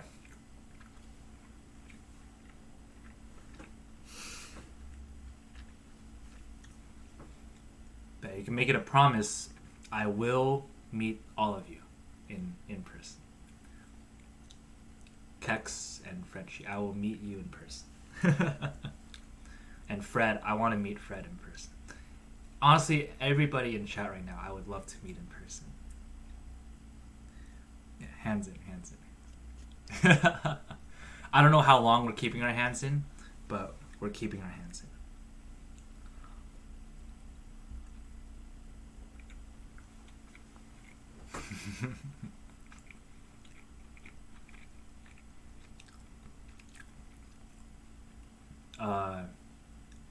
This is awkward because I don't know where to go from here. I feel bad taking my hand away, but I have to take my hand away at some point.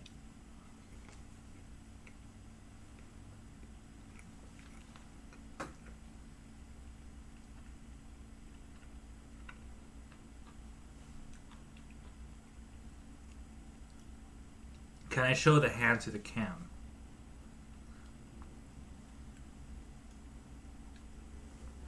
That? Oh my god.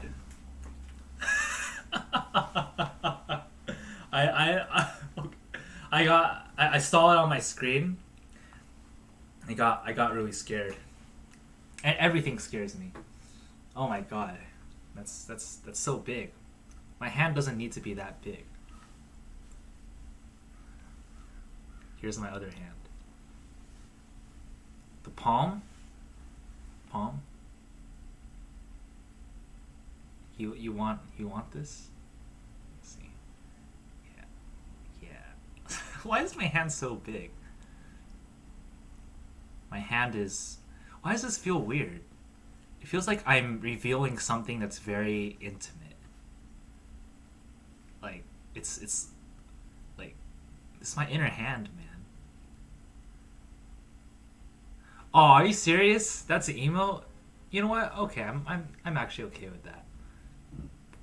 I really need to go and process the beautiful faces and emotes you've been making for me, Keks. I need to go in and really edit them so that the backgrounds are transparent. Or not. Sometimes, for some of them, I actually like the fact that the background is still there. It's not only scuffed, but it also kind of looks cool sometimes. I can edit them. Yeah, I can. I've done it before with something else. You lost the files? Okay. Oh, you mean like the original image? I think you can right-click an emote. Let me see. Like, you can right-click an emote, and then you can say copy image, and then let me see what happens. And then if I go into Paint, oh, just like so small. Shit. Okay, the image that it gives you is really small. Oh well. Well, we'll figure it out. We'll figure it out. We'll figure it out. Don't you worry.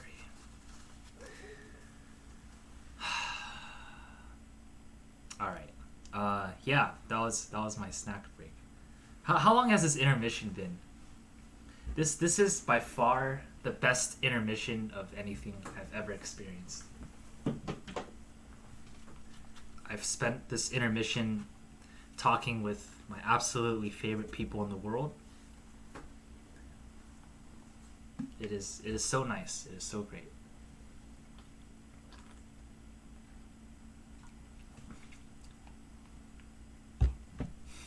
They are so crappy that they are good again. I love it. I love it.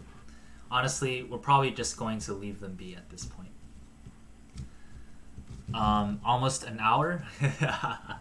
Probably. I wouldn't be surprised. I wouldn't be surprised. I'm not gonna go back and figure out how long it was. And all of this heavenly glory of the intermission will be. I'm uploading everything. I'm just gonna to YouTube. I'm just gonna plop this entire VOD and put it on YouTube. I'm not gonna edit anything out. I got nothing to hide. It's gonna be glorious. I don't know if anyone is going to actually sit down and watch through the whole thing, but it's there for our reference. It's if you want to remember a moment and just relive things, it's like a cute little time capsule of what I did, of a cool thing that I did, and a great time I spent with all of you.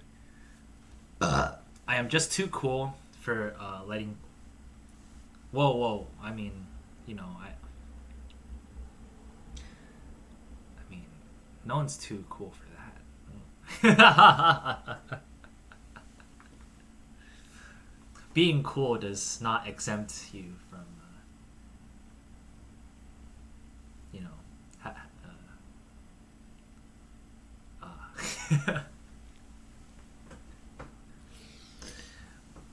I don't care. It doesn't matter. It doesn't matter. It doesn't matter.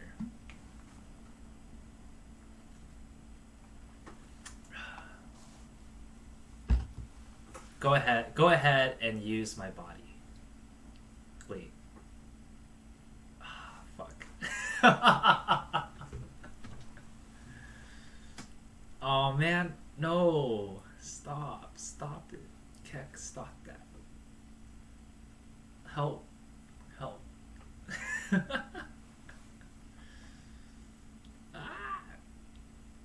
Extreme duration is one of my favorite avant-garde styles. Yes, that it's great. Isn't it great? Isn't it so great?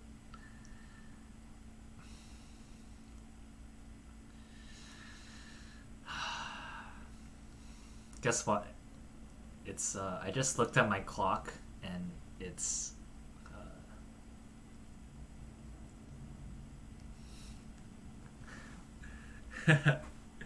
it's 4:19. It's 4:19. Sorry, I'm literally looking at anything to distract me from what is going on in chat.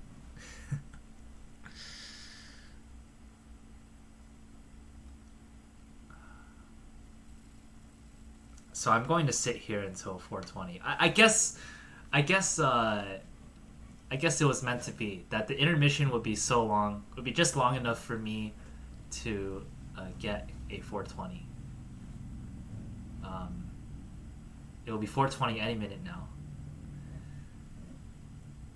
Part of why I've gone into Twitch is because people go for hours and hours. Yeah, isn't it great? It is the utmost. It feels. Yeah, it's 4:20. Yes, I don't even know what to do.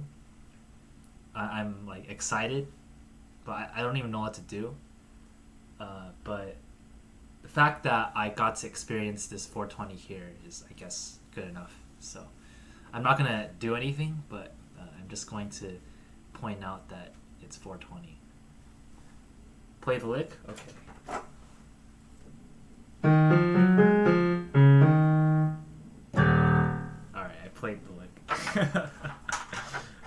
I did at least one thing for 420. At least one thing. I played it in E flat minor too. I chose a very ambitious key, and it worked out.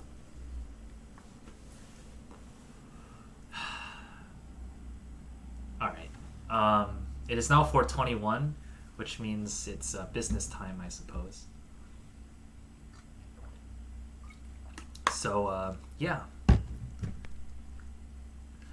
I accidentally wrote the lick while writing melodic exercises. I mean, I think that's part of the point of the lick too, because it's kind of like it's a simple tune and it's pretty universal, sort of.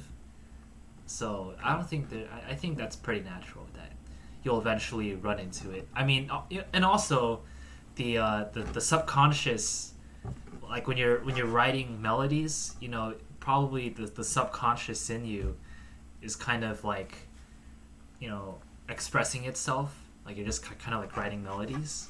So, you know, perhaps the lick just kind of came out of you because it's something that you are familiar with. So who knows? Cute torture. Oh, cute torture. Oh. I mean, that sounds like a good time.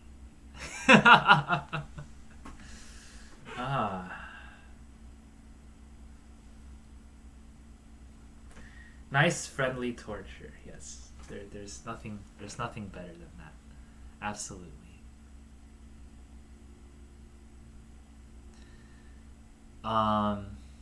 It's a pretty nice sound. Yeah, it is a nice theme actually, and it's very ripe for improvising. And yeah, it's a very fun tune to play with. I gotta do one thing. Premiere, play the F minor one. I was going to maybe I'll do that at the very end. Well, there's a lot of music to go. You might be asleep by then. If it took me 3 hours to get to this point, presumably it would take at least another 3 hours to finish the program. But I think the pieces at the back of the program are not as long, right? Because there's Fred's piece. The last 3 pieces are not as long because they're not sonatas, so that kind of works. But then again, the length of the pieces is not what's making this so long. It's just what I'm doing right now. The stalling strats are what's making this so long. All right. Let's get a move on. I think I'm ready. I think I've had a little bit of time for the sandwiches.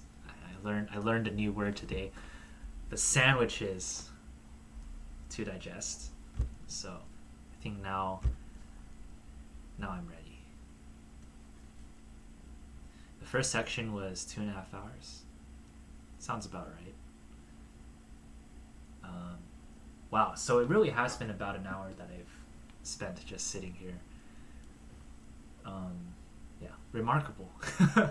Okay, so up next is a work by our very own SunnyDispsition, who's the real Sunny stand-up.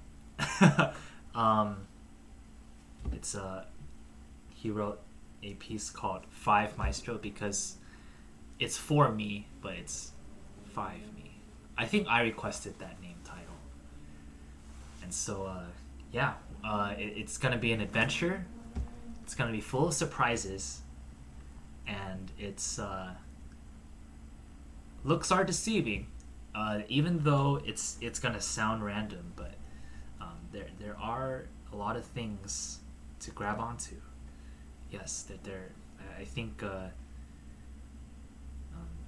somehow it is all tied together. So let's see what I can do with it. It's gonna be fun. It's gonna be fun.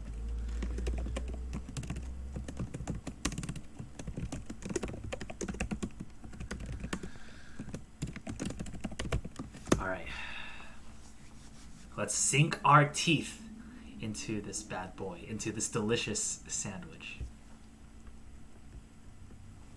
All right, intermission is over. Let me do some quick stretching real quick.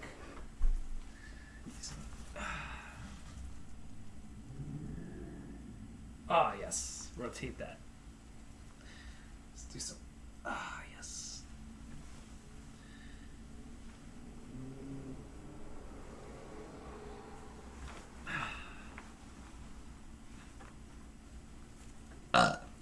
What's wrong? What's wrong, Keks? I think it's great.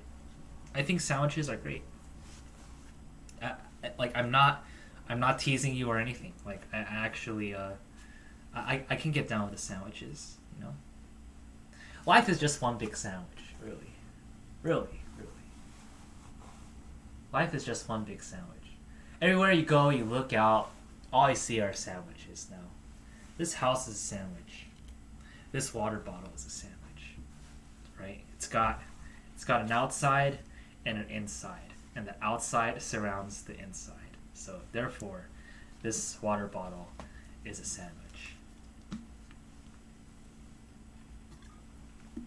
And as long as everything that you see has an outside and an inside, where the outside completely surrounds the inside, you could argue that anything is a sandwich.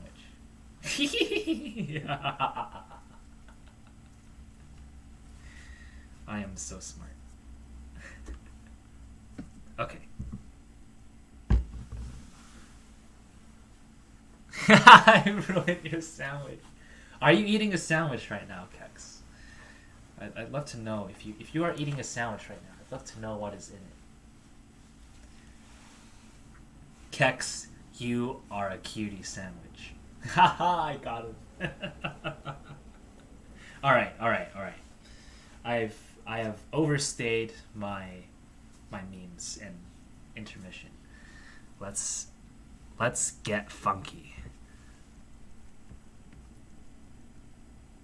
Yeah.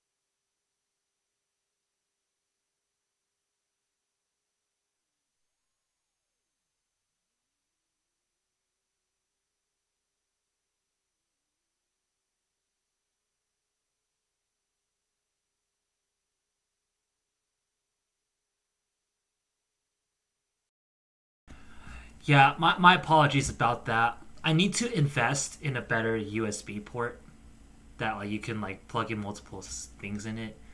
The connection is always very shaky, so if I like shake the table or something, it could disconnect everything for a bit. So my apologies, but hi, I'm back. So let's do this.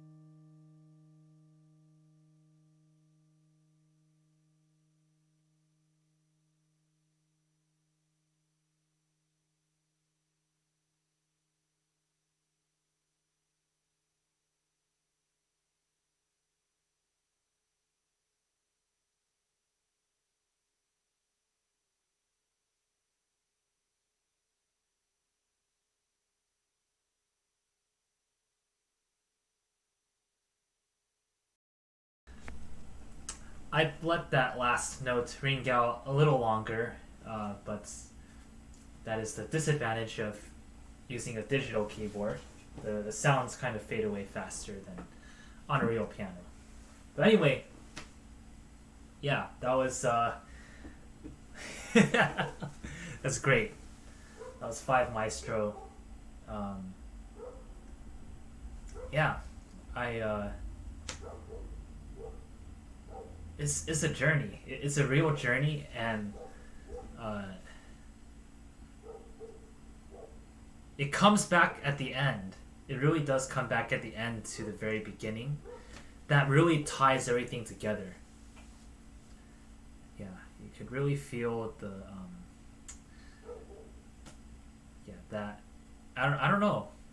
It's just full of mystery and wonder. I think once you get past the notion that you have to precisely follow all the instructions, once you get past that, it becomes an extremely fun piece to get through. Like you just kind of take what you can get, and kind of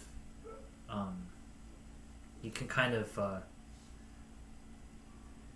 it's like when I'm reading through some of the hard notation, I'm not really chasing the precision of the notation. I'm more chasing how it makes me feel. Like how do these like for instance on the last page here, like how do these really really dotted rhythms, I don't know how to explain it, but I could show really quick. You know, you got these all these bars here, right? You know, these notes, these notes are supposed to be extremely short and happening right before the next beat. So for me, it's like I can't really precisely play that, but I can give that feeling that I can feel that it's happening kind of right before the beat, so it kind of has like a very jittery effect, like a bum, like, and so I kind of, it's really up to you to get what you want to get out of it, and it's kind of liberating, and it's a fun thing for the brain to, it's a fun problem to tackle, because it's not just a like an algorithm machine kind of thing, but it's also how does it speak to you personally, and then it's like how, you know, and the cool thing is it's also based in music, so based on your musical experience and what you personally have, where you've personally seen that kind of notation before, you can kind of bring that to the table. So it's very fun. It was a lot of fun. I missed out on a ton of chat. I'll try to go through the highlights. So let me see here. Yeah, the clef part I didn't really I forgot that part existed. Ideally I would have actually looked up those clefs and figured out how to play in them properly. I did, yeah, but when I was looking through this piece yesterday, I completely forgot that those clefs were different. That's okay though. That's okay. I played some notes. And it's okay if they were a little off.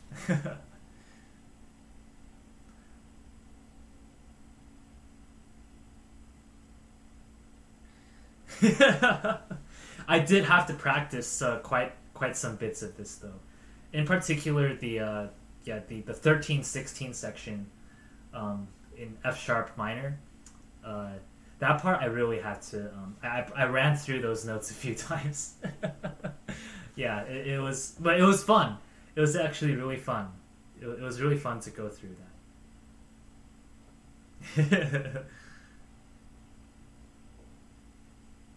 Yeah, honestly, like, yeah, you don't necessarily need a big rigorous training in music to interact with music. You know, you can learn the tools in music as you see fit, but really, there's so much music in everybody, and I just want to, I really encourage anyone to just try it. I think MuseScore is a pretty good program to try stuff in. Yeah, it's you never know what you might find. Everybody has the music in them, for sure.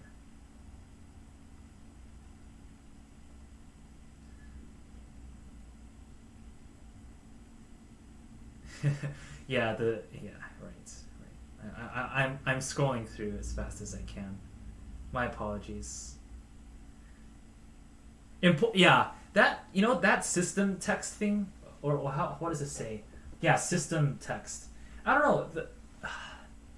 Even something, it's so funny. Like, even something weird like that, like, my brain starts to try to make sense of it.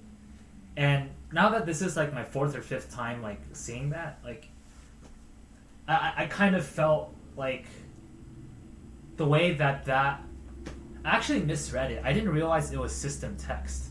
I thought it said system test. So I thought, like, because like the two bars after it, or the two bars that says system test over it, is a repeat of the two previous bars that says E over it. So I thought it was like a test, like you're testing something out because like you're repeating it. So I kind of thought about that. I don't really know how I played it, but I kind of had that thought process. And that could have some musical consequences, for sure. The fact that something is kind of like a test. Like you're like trying something out. It's now I know it said text actually, so but that in itself is a pretty cool thing to happen.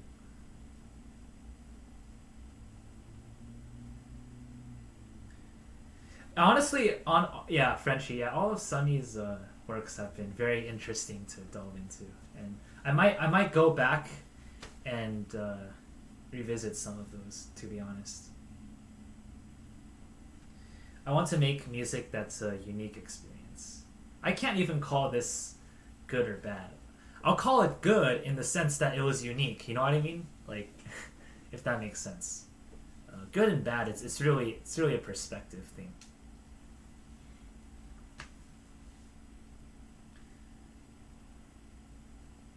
Oh yeah, the one, Sunny's piece, the one that progresses into chaos. Like, it starts off nice, and then it kind of like gets worse and worse over time.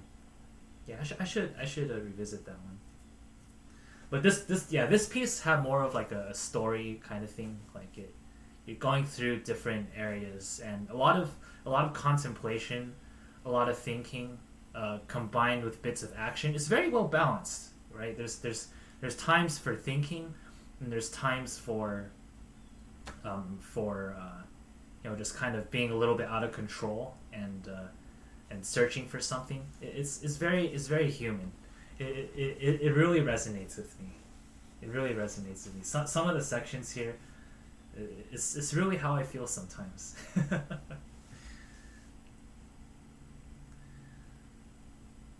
Okay, I just got to the part in chat where the post commentary part of the chat. So let's see. I can't not learn stuff. Yeah, you're learning all the time, and you learn from your own intuition as well. You just keep exploring and finding patterns and yeah. No, there are no wrong answers. Music sandwich. Yum yum.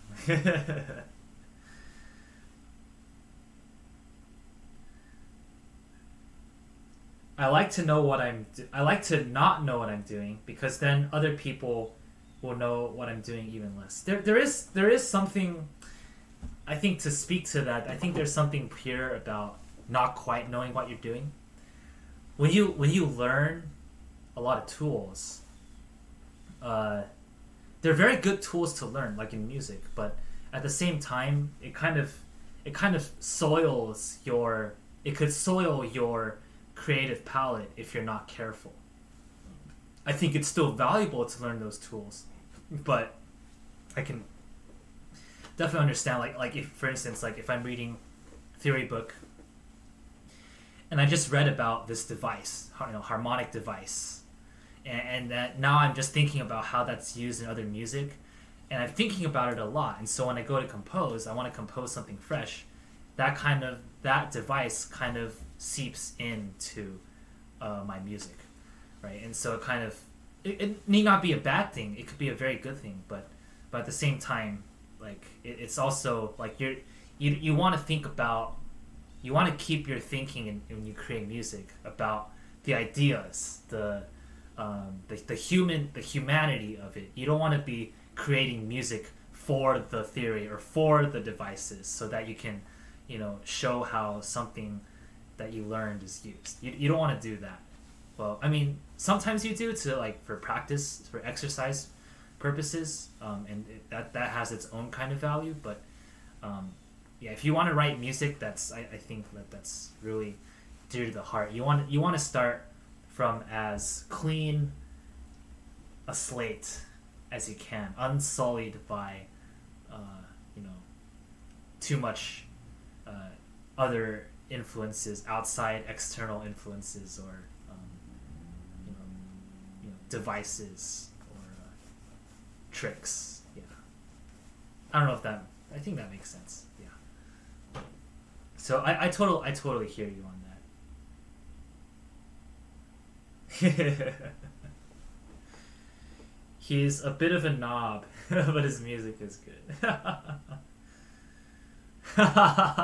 A common issue with artists: too big for their own boots. Learning about music is mostly about being able to understand what's happening with the notes and form and such. Yeah, kind of like getting, really trying to answer, I think, like why music, why certain stuff works. I think, like when I think about trying to learn music theory, that's kind of what I think about. Like I can certainly play a lot of music, but you want to know, you want to get under the hood about, why did it have to, or not why did it have to be this way, but what makes these kinds of patterns tick, or these forms or structures. I use my ears to understand what's happening. Yeah, that's fair enough. That's fair enough. Lennon, thank you so much for being here. Thank you for dropping me a lurk.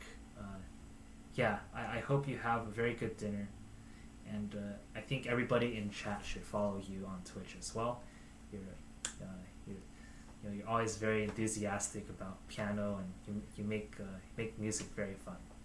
So yeah, definitely follow Lennon Piano if you have not already. But yeah, thank you so much, Lennon, and hope you have a very good dinner and a wonderful night ahead of you. Okay, I have made it to the end of chat. So sorry about that. So yeah, thank you once again, Sunny, for for your magnificent contribution. And I look forward to more from you and to yeah to more from you and to playing more of your stuff in the future. Keep it up, keep it going. All right, okay. So what's next? Okay, so next up we have. Oh my God. Okay, I have to get back into. My brain is grooving right now, but I got to get back into a little bit of structured, serious mode. We're gonna be playing some more Bach, and we're gonna be headed into some very deep, rich territory. I wish I had a better vocabulary to describe the kinds of atmospheres that these pieces are giving us, but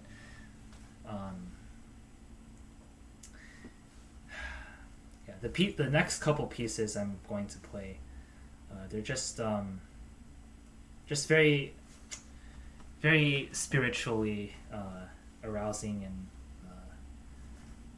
yeah, I don't know. I think I should just be quiet and just let the music do the talking for me instead of trying to talk about what I think the music should be. So let's do it. All right, Sunny, thank you so much again for everything. I hope you have a wonderful rest tonight. Yes, get that good sleep. Ah, yes, that is music to my ears when people are out there going to bed at good times.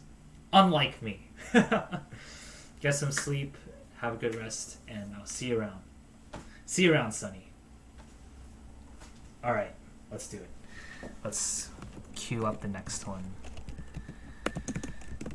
We're getting there. We're at 10 now out of 15. Let's see, what piece is this? J.S. Bach, Well-Tempered Clavier, Book 2, E major. All right, let's do it.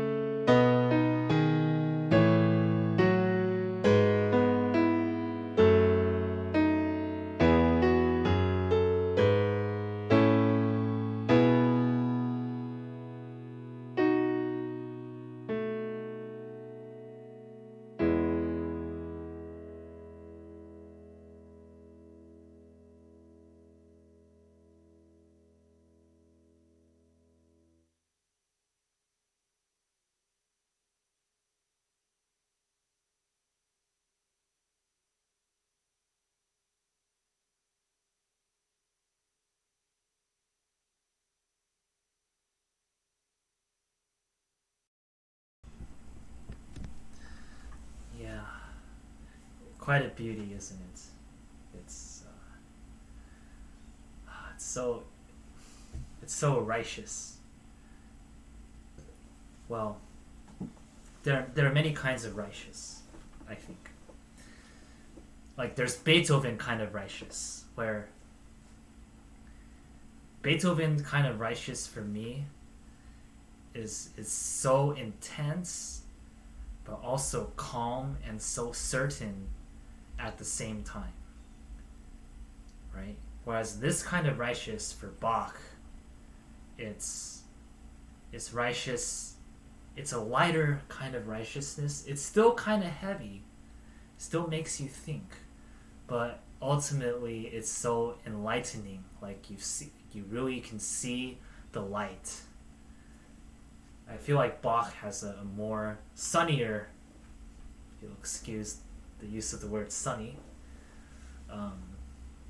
a sunnier kind of righteousness, whereas Beethoven's kind of righteousness, which we're about to explore in the next piece, is it's more intense and more poignant. It really really digs deep into your heart. I mean, the piece I just played, this fugue, it also digs pretty deep into my heart, but Beethoven digs even deeper. So we're about to see, hopefully I can play this next sonata to bring some of that out. Up next I'll be playing one of Beethoven's 3 late sonatas. This is the Opus 109 in E major. Yes, Keks. Yes, this is a piece that I can play all my life, and it will always change, and I'll always find new things about it. So a wondrous piece, and it's a piece that you grow with, that has so much meaning in it and so much mystery that speaks to me.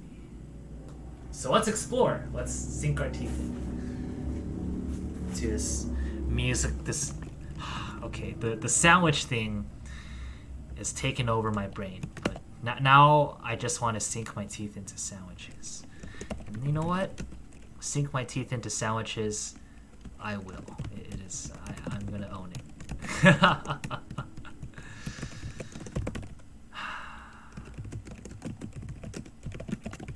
Oh, this is an E major. Oops, I typed in E minor first. That would have been tragic. Okay. Prepare your bodies. It's showtime.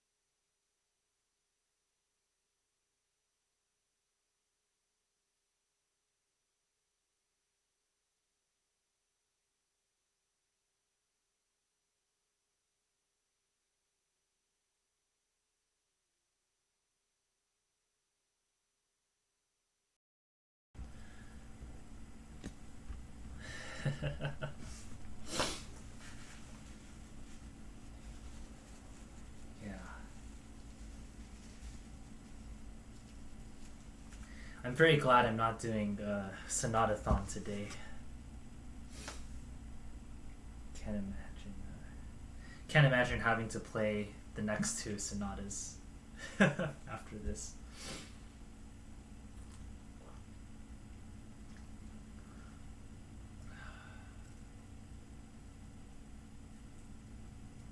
Yeah, that's the hard part right there. The hard part in life. The hard parts in life are not when you're in the moment. They're not when you're in the action and you're losing control and you're swept up in the whirlwind and you're fighting. That's not the hard part of life. The hardest parts are when you come back home and you start to think about what just happened. When you're out there, those first moments, you're back.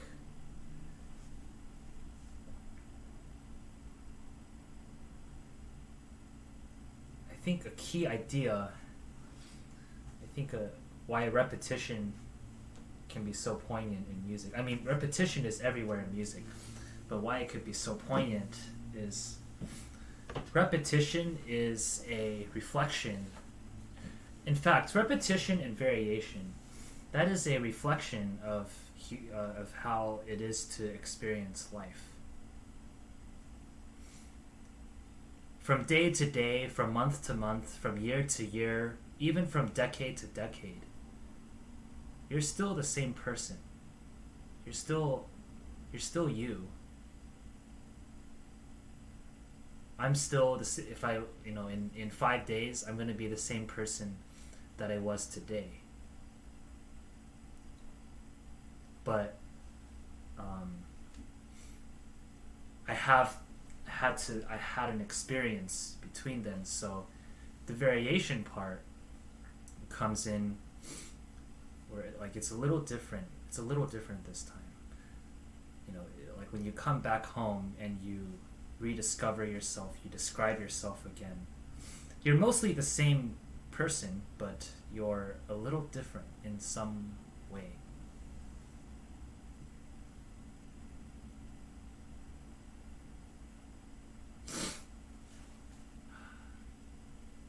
Yeah, Keks. Yeah, you should get some rest. Nothing would make me happier than you getting some good rest for yourself and for because you gotta rest that cuteness of yours.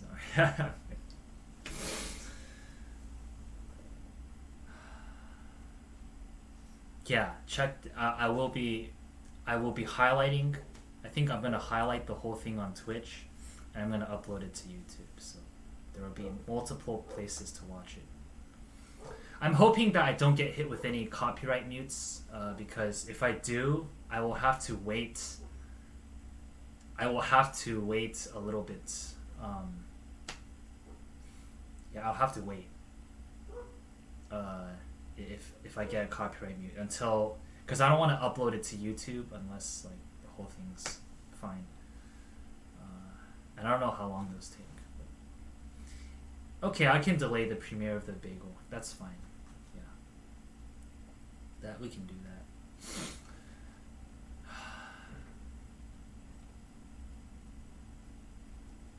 Yeah.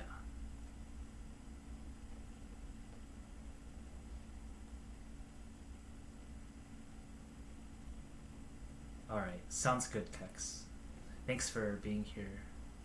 And thanks for the beautiful pieces that I got to play today.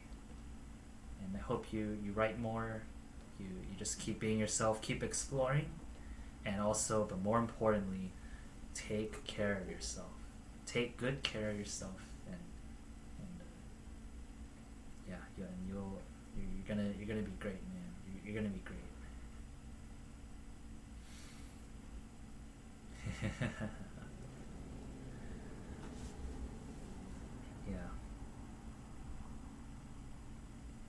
Yeah, this last movement, returning to the main theme after everything has been said and done, is a very difficult thing.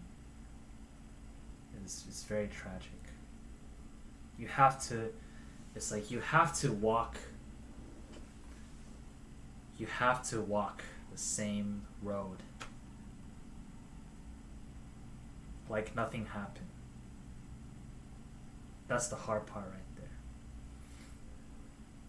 When you have a main theme and then you go through a bunch of variations, and then you come back to the main theme alone. It's like it's so hard because you just went through all of that, but you have to repeat as if nothing happened. It speaks so much to how it is when you go outside and you're talking to people, you see people, you do the same things every day, but there's so much on the inside that is so rich and so powerful and also so sad and so strong and so much going on inside that you cannot commonly express to outside world. Only in music is a good place for it, but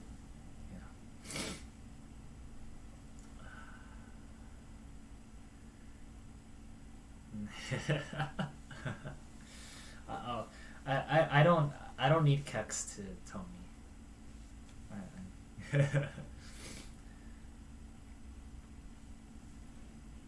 I don't. Yeah.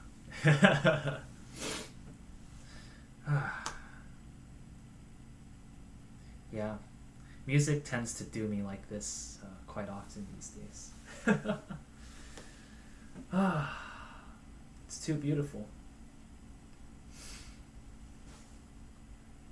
All right. So, what do we have next? We have our very own illustrious Frederick Zukowski's own original work. I'm sorry, Fred, I have not looked at it yet. I have not played it yet until today. Next recital, if I feature a work by you or by anybody, I'll make sure to have give myself the proper amount of time. The proper amount of time to prepare. But for now, we're going to go on a little adventure, and it's gonna be great. Need to yes, piano piece number 2. Okay, and the sub-label is structure. So let me download it to my iPad. So yeah, let's take a break, put the heavy stuff down for now, and so we're gonna get Fred's very own piano piece. Some directions at the beginning: floating, blurred, rubato espressivo. So meaning, with rubato meaning there's a certain kind of, it's not swing, but it's like an emotional kind of swing. And espressivo just means be expressive, which is a pretty open-ended term because being expressive can mean different things to different people. Let me take this tissue or napkin out of the way.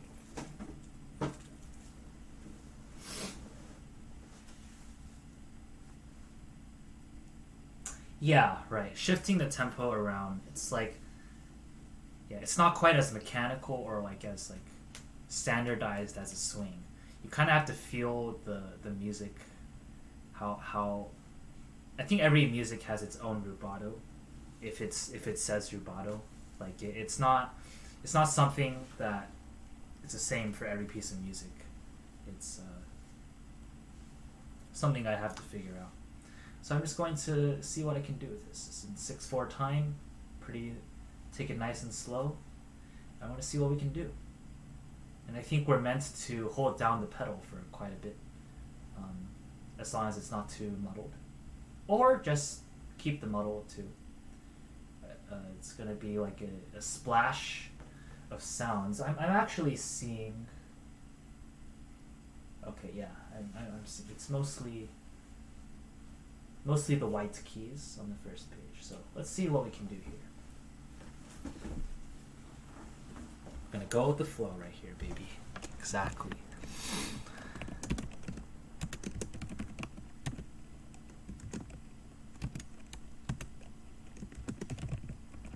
Alright, and piano piece number 2, structure. The pedal is only lifted once.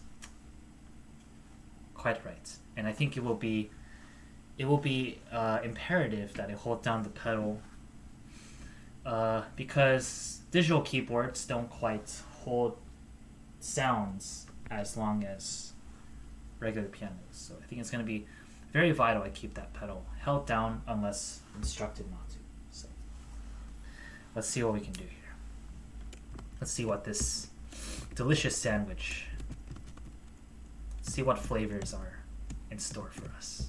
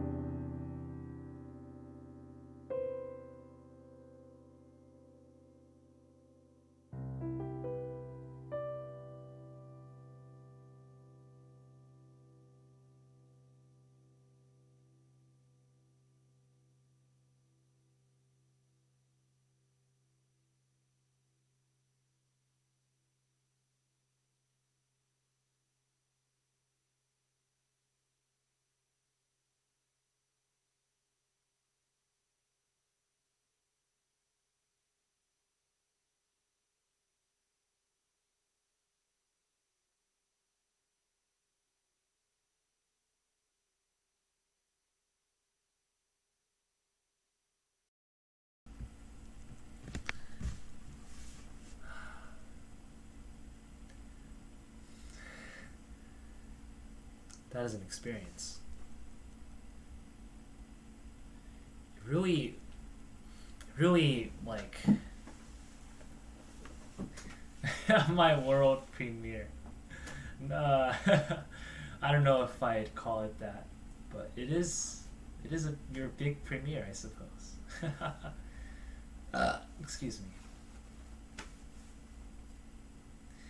It makes me really critically think about, like, the definition of, or just the boundaries of what music can really be. I was starting to notice it's not about the individual moments. I started to look big. I guess this is what you were referring to when you were talking about long form. But you could see when you're holding down the pedal, and you have the combination of all of those notes together, it becomes not so much about each and every single note, but about the whole big picture, the whole sonority that's going on, and how that kind of slowly changes over time. So instead of like a piece being, focused on the little notes one at a time, it's like you're contributing to this aura. You're adding a little bit here and there, and like every eventually the note will kind of get lost, right? But like you can see how over time it's about the evolution of the sound picture as a whole as it goes over time. And that is a very fascinating idea that I had not thought about until this one. Because usually, most pieces, it's all about each and every moment, and twists and turns of every moment. And I think, there are still elements of that in here too. Like there's still some parts where I thought there was a little bit of momentum with like the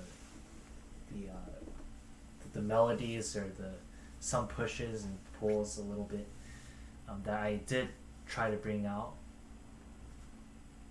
I pretty much learned on the fly as much as I could. There is still a strict pattern, in the sense that I noticed that every 8 bars is a unit. I think, yeah.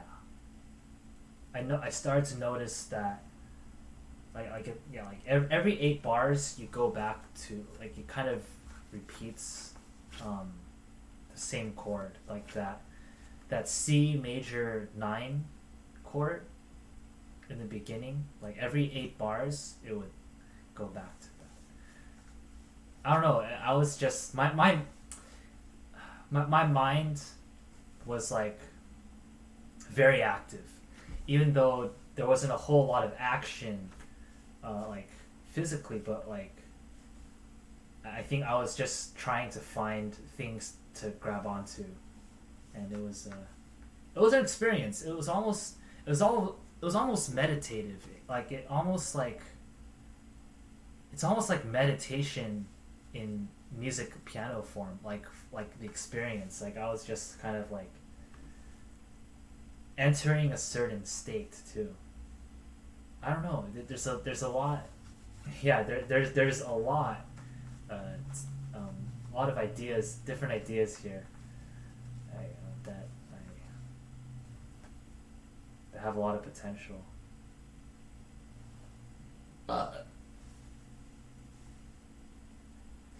Repeated multiple times with variation. Yeah, right. Yeah. I started to notice that at the beginning.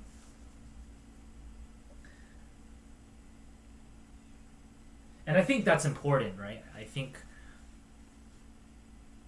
when you talk about the bigger picture, that way, over time, I think theoretically, over time, if you repeat the same, like you repeat it exactly the same over time, like let's say 8 bars, you repeat the same thing, you hold down the pedal, right? Then if you just repeated literally the same thing, the big picture will be the same too over time.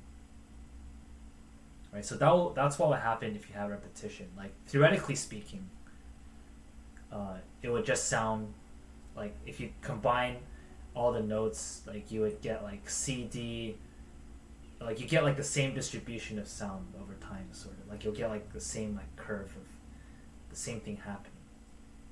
So then, but that's not quite what you want to do, right? So like you want to build off of that by having those variations, right? And then that's where you start to jump in and play with it and move the piece along gently, but that's why you need the variation part of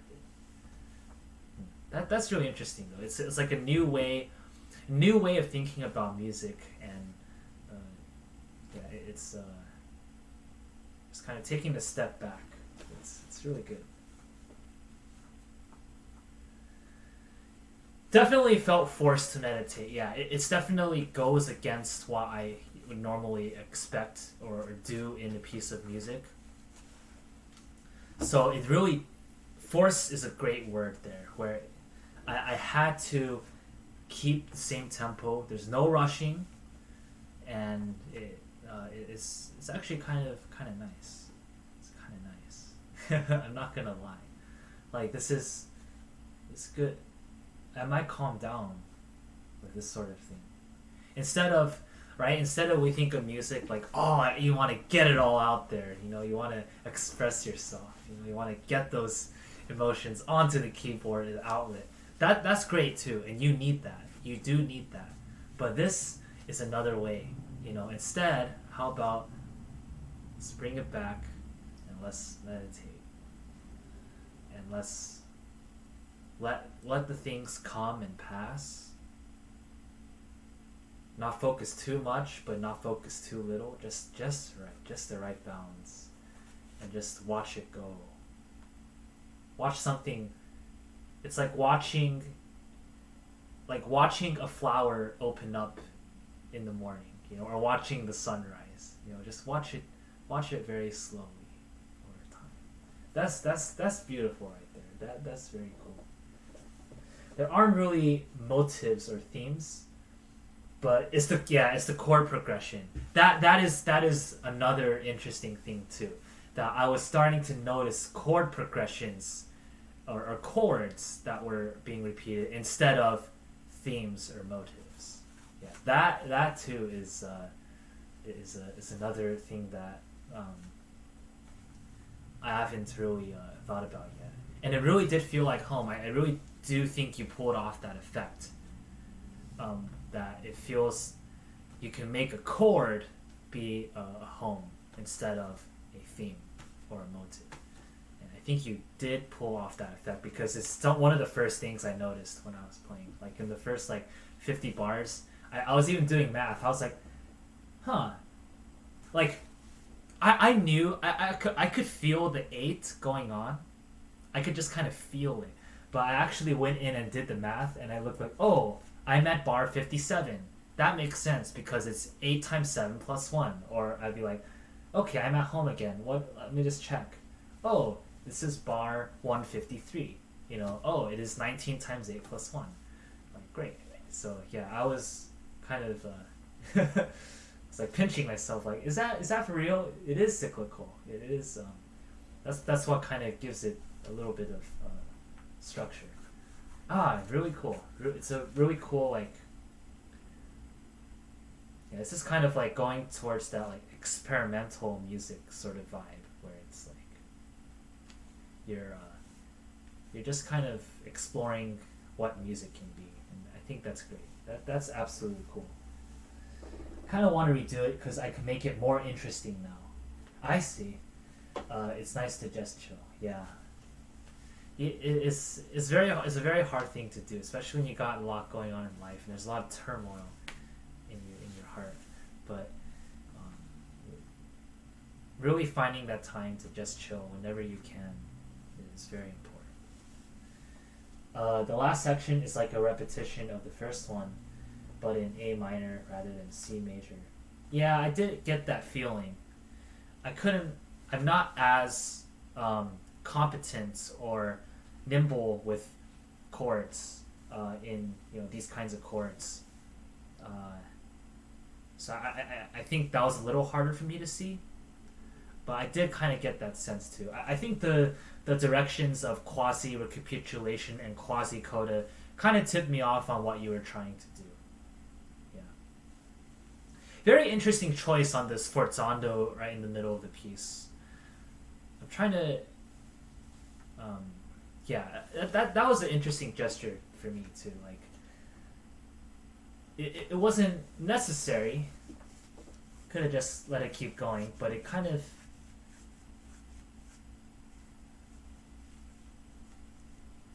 yeah.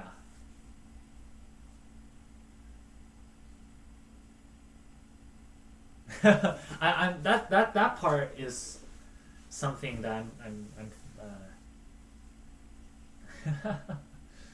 yeah, right here. I got it. I'm looking at it right now. Measure 158.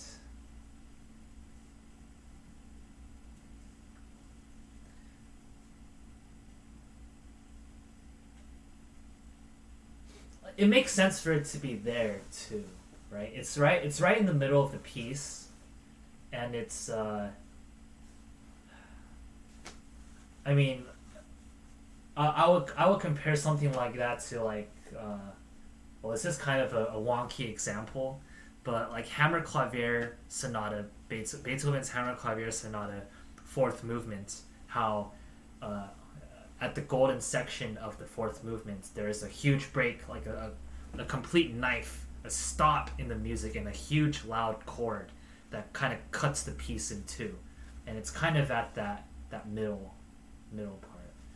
So that would be like, that's the first thing that comes to mind when I think about a dramatic pause in the middle of the piece, kind of like, which is kind of cool. It kind of like,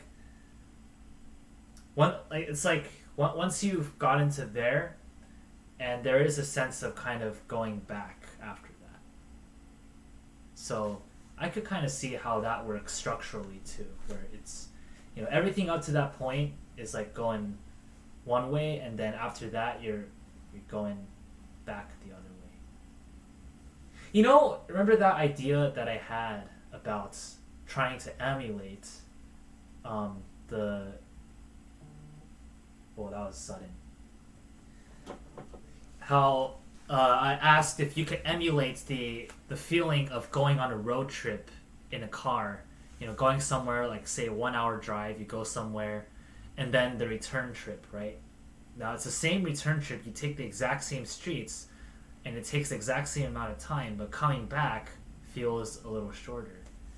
I think this might be a way to kind of replicate that, right? Like, we want to go back along the same path, right? And so like, but it's very hard to do that with conventional music or conventional devices, because it's all about the moments, right? And so it's very, like, if you have a melody that's directed going forward, it's very hard to play that backwards, right? And for it to truly mean the same thing as going backwards. It just sounds like a different thing, right?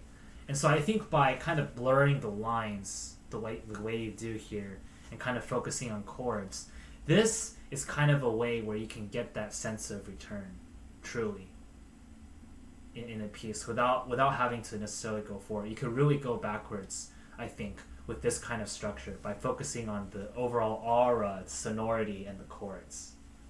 I think that could be something worth looking into. And then I would wonder if I play it, will I feel like the return is shorter? But I think that's pretty interesting. Yeah, is it actually the golden ratio?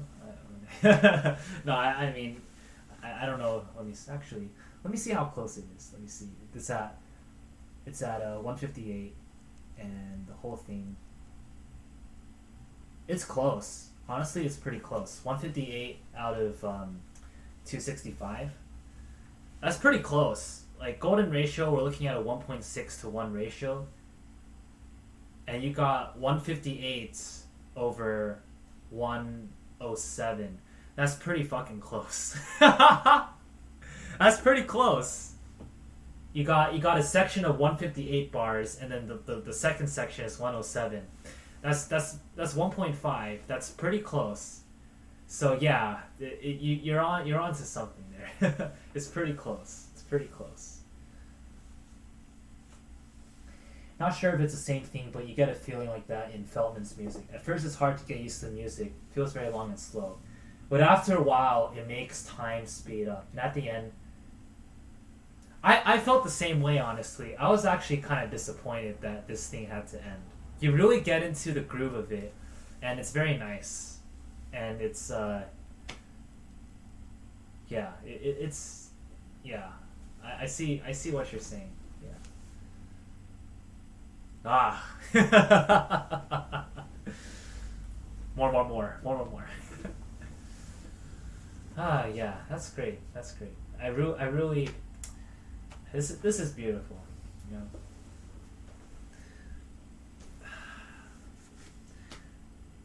This is the best recital I've ever given, because I've never learned so much from giving a recital.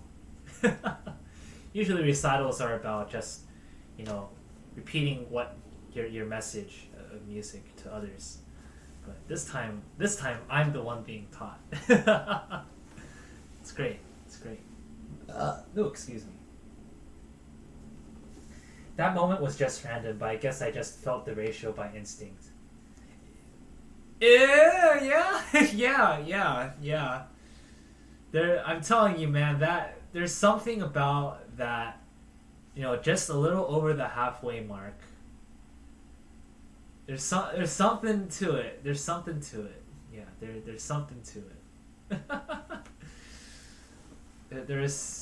There are wonders in this world. There's something to it, man. I don't quite understand it yet, but yeah, it is quite something to behold. And that is fascinating that it wasn't planned. Which makes it better that it wasn't planned. It makes it even better, to be honest. And it's kind of that kind of goes back to what Sunny was saying, right? That, you know, you almost want to not know what you're doing. So like, right now that we know about golden ratio, right, and now we know like what the number is, you know, is that going to seep into our minds when we compose things? Are we going to actively hunt out that golden ratio like many composers have done in the past, including Bach and Beethoven, etc., Mozart, you know, etc.? Is that going to seep into your conscious or even your subconscious? Yeah, it's fun. It's all fun. A dramatic moment towards the end of a movie, but there still needs to be an ending. Yeah. Right, because there's that feeling that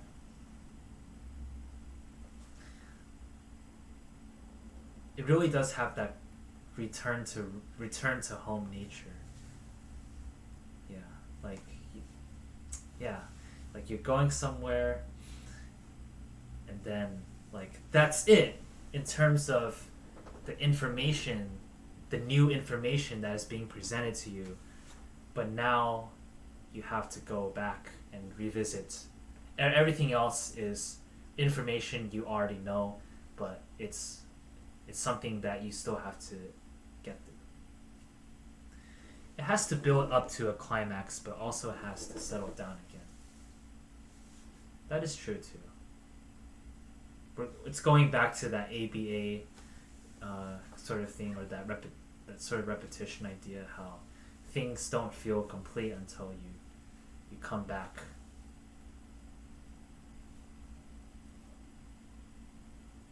That's fascinating. It's just, it feels right. I still don't quite understand it, to be honest with you. Why that is so important. It just feels right. And I guess maybe that's the extent of the answer I'll need, but I want to keep searching. I'm never satisfied. I won't be satisfied until I perish. And even when I do perish, I probably will not be satisfied. But at least I can be satisfied in the fact that I tried all the way to the moment I perished. And that's what it's all about. Okay, wow. Alright, let's move into the final portion of our program, where now we have gotten over all the Bach and Beethoven, or classical sonatas. Now we are in the end game. Now we are going to venture into the pieces that make you think about life. Well, shit. I mean, that's every piece. I'm just going to let my choices of piece and my playing speak for themselves. But first, we're going to play a very beautiful Schubert Impromptu.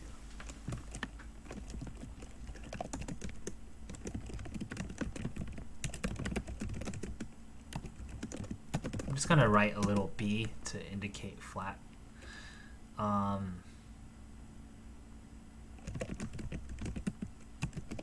Yeah, there it is.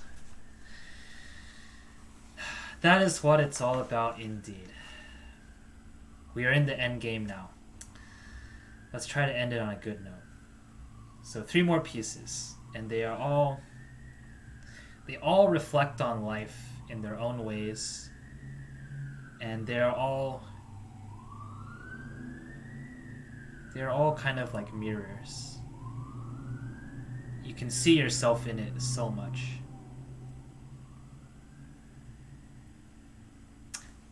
Let's try it. Oh, hi, Corpocalypse. No, you're not interrupting at all. You're not interrupting at all.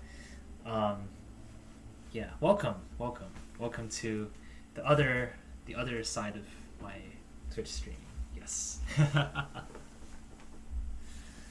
Yeah. Yeah. This is great. Sorry, it's been a long time. I mean, I've been here for a long time. I didn't realize that this program, when I put it together, I didn't realize it could be such a long stream. I didn't realize that. But that's just how I do things. I do everything nice and slow on this channel, and it's the best thing in the world. All right, let's play this beautiful Schubert Impromptu. And before I move on, though, once again, thank you so much, Fred, for sharing that piano piece with me, and I really learned a lot from it, and I can't wait to keep thinking about it, and also to consume more of your work, and we'll keep learning together. So thank you so much. And now, Schubert.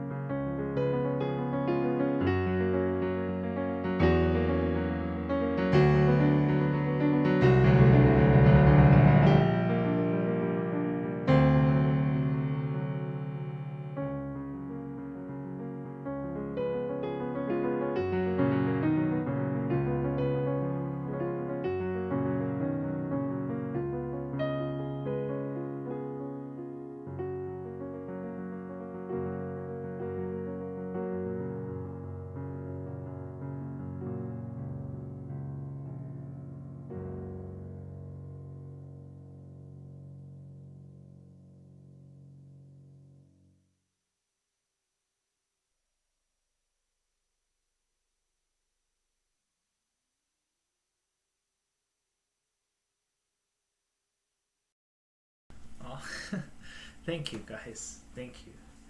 Yes, Schubert is very poggers.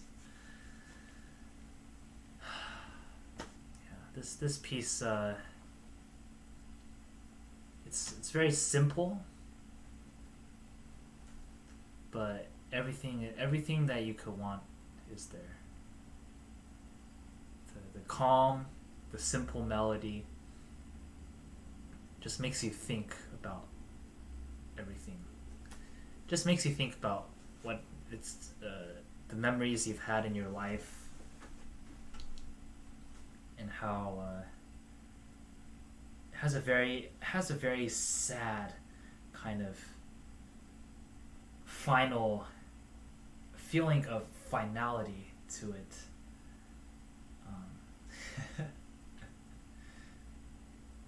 Thanks, Frenchie. Thank you. It has this sad feeling of like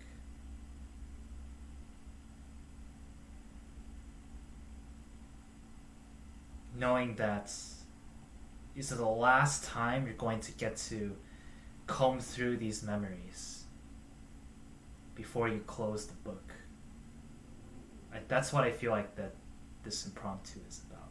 It's you're getting a little taste, getting to a little experience some of the highlights of your life one last time before having to close the book at the end. And closing the book need not be a violent thing.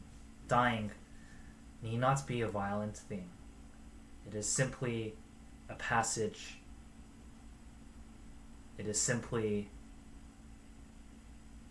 a regular event, and a peaceful one, and it ends gently. And there may still be unfinished business, unfortunately. You could see the theme, or not the theme, but the very dark and deep bass notes, even the trios down there, kind of bring that out, that you didn't get to do everything, you didn't get to solve the problems you wanted to solve while you had the chance. It's still there, it's still lingering, but it is time to move on, and you can make peace with it, and we're gonna close the book. And that makes this piece, understanding it from that perspective, this piece is it could be a tough pill to swallow. Yeah.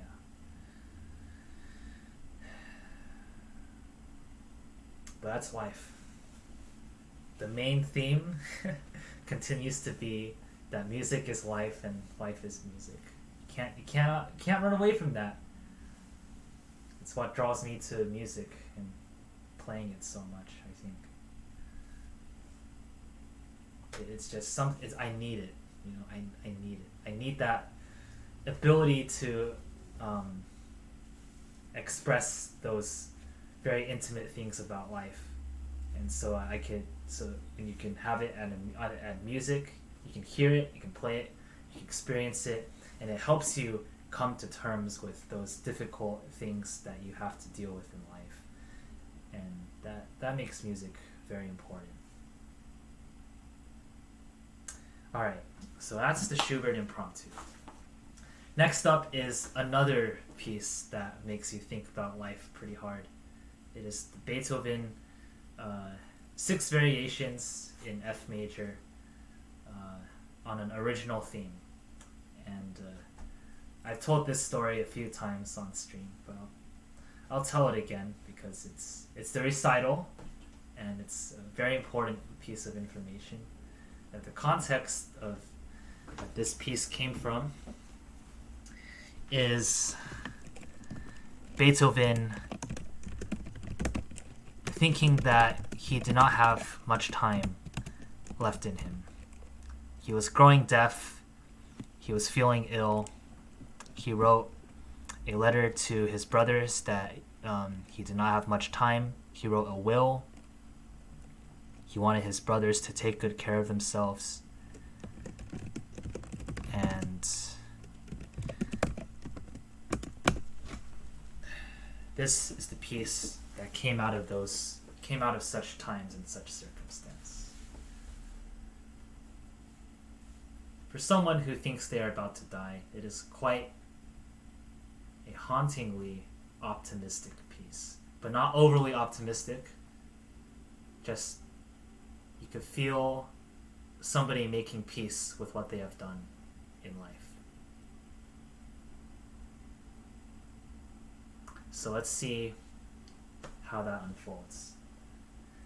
Let's see. All the particles around us are vibrating, and music is vibration. Yes. On my tombstone, I want them to write that I was vibing. What was it? Vibed too hard. That's me right there. I'm vibing very hard, and I will vibe all the way to my death.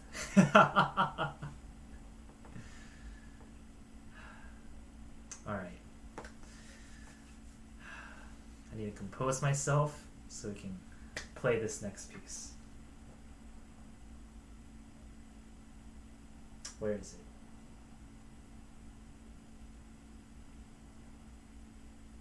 Allow me to look for it. There it is. There it is. All right, here we go.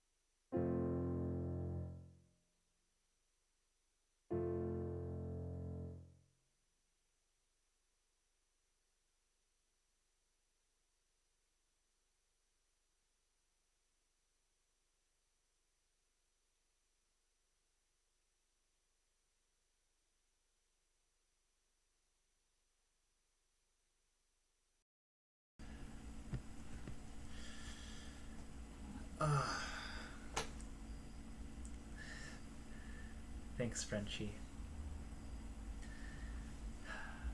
Yeah. I can play this piece 1,000 times. It will never get old. I'll never stop feeling some type of way about it. Again, the hard part, the hardest part about these pieces, emotionally, to me, going back to that main theme right there. When it goes back to the main theme at the very end, there's nothing more tragic than that. It's not all the tricks and all the swirl and all that stuff. It's going back and finishing it. That is the hard part.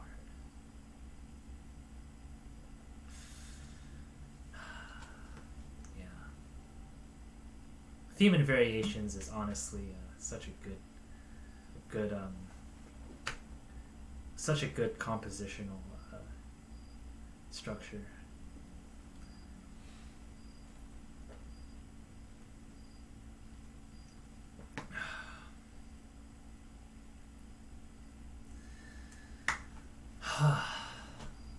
Alright, we've made it to the end of the program.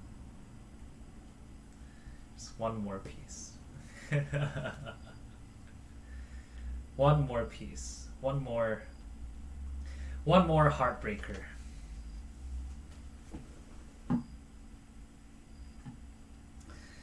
When I was making the program, I was thinking about what I'd play at the very end. Couldn't think of anything else. Couldn't think of anything else.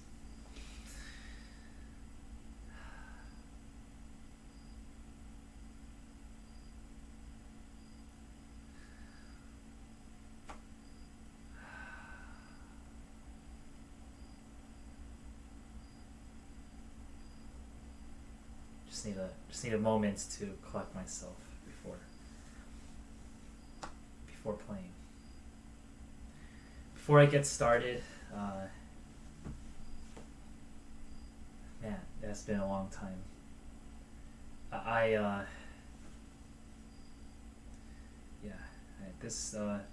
This recital thing went, it exceeded my expectations in every way. And it's all thanks to everybody, all you guys that have been here. So, yeah, before I play this last piece, just wanted to thank all of you very, very sincerely. It's been, I didn't know what to expect. I think this is the first time I've done a Twitch recital before. It was like 3 years ago, but this one by far was way better, even though this one was probably even less organized. Yeah. I've really grown in the last 3 years. Oh, thanks Fred. Yeah, it's a beautiful piece. Like I can't believe it. Beethoven has so many gems that go uncovered by most.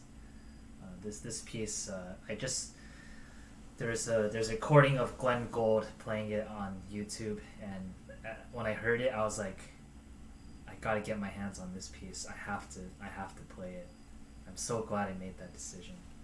I think Glenn Gould's recordings, Glenn Gould has single-handedly made me want to play, like, I want to say like half my repertoire, to be honest with you. Oh, you meant the Barcarolle. Ah, I see. I'm sorry about that. Yeah, the Barcarolle, yeah, that's what I'll be playing.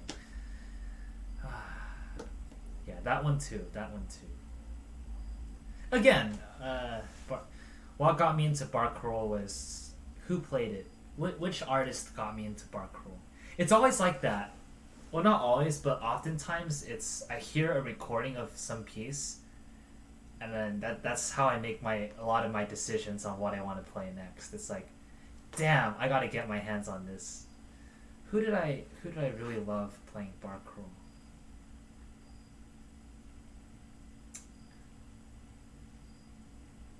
can't. I don't even know. I do like Chifra's version of it though. I'm very partial to the pianist Georgi. I don't know how to say his first name. Georgi Chifra. Yeah, I'm always very partial to him. I think I liked his Barcarolle the best, but that's just me being biased. But he might have gotten me into it. It's just a beautiful piece. Without further ado, let's finish off on a strong note. How will the Barcarolle treat me today? How will I treat the Barcarolle today? It is really a two-way street. I really feel like these pieces, this music, it's a two-way dialogue. I tell the piece things and they tell me things in return. You get in what you put in. You get out of it what you put in. Really, these pieces. So let's see what dialogue we are going to have today.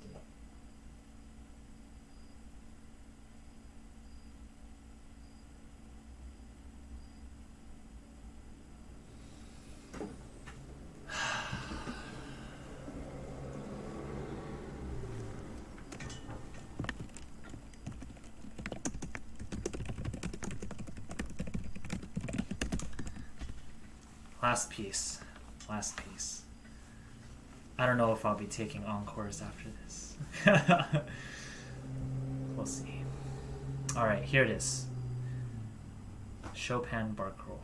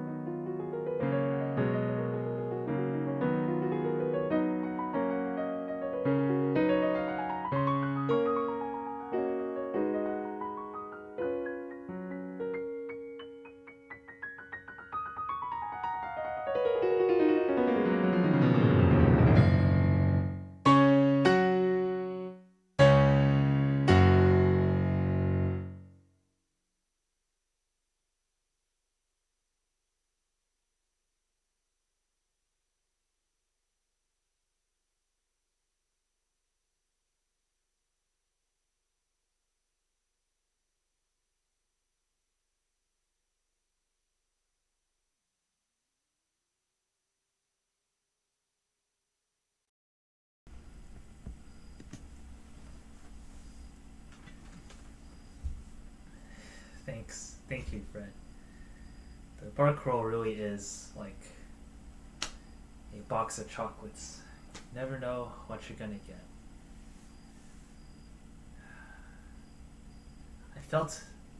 I really felt the peace behind it.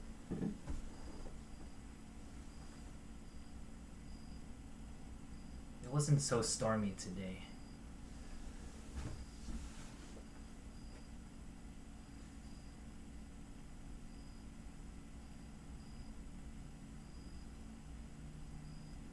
It's even different from the last time I played it.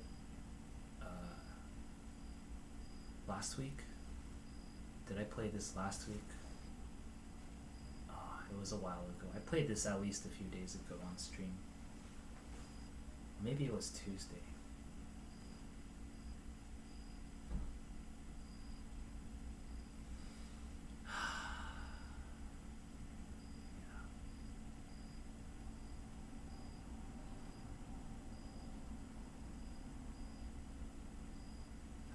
It's a great piece. I will always treasure it, and it will always be with me, no matter where I go. Even if I'm really down or if I'm really high in life, this piece kind of keeps me in check. You have to face it. You just have to face. It's a mirror. It really is a mirror. You just have to face yourself. I really think that's what this piece is about, to be honest. It's about facing yourself. And I think today I was able to face myself and embrace myself.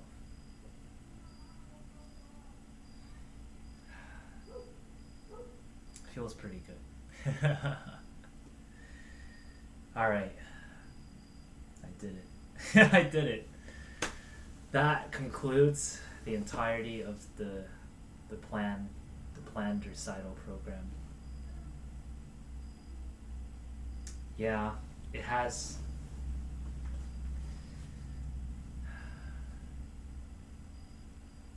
I don't know how to describe it.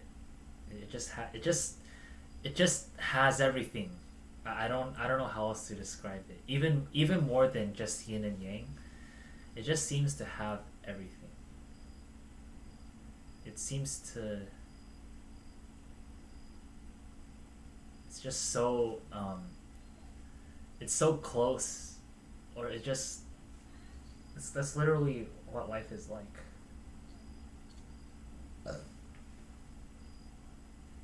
It doesn't even have a story. Like the Barcarolle, like I no longer think that the Barcarolle has necessarily a story, like a event-based story, like a concrete story. It doesn't. It's just you. It's just you. That's it. That's all. I think that's what the Barcarolle is about. And perhaps more music than I think is precisely of that nature. I just haven't seen it yet. I feel like it could be.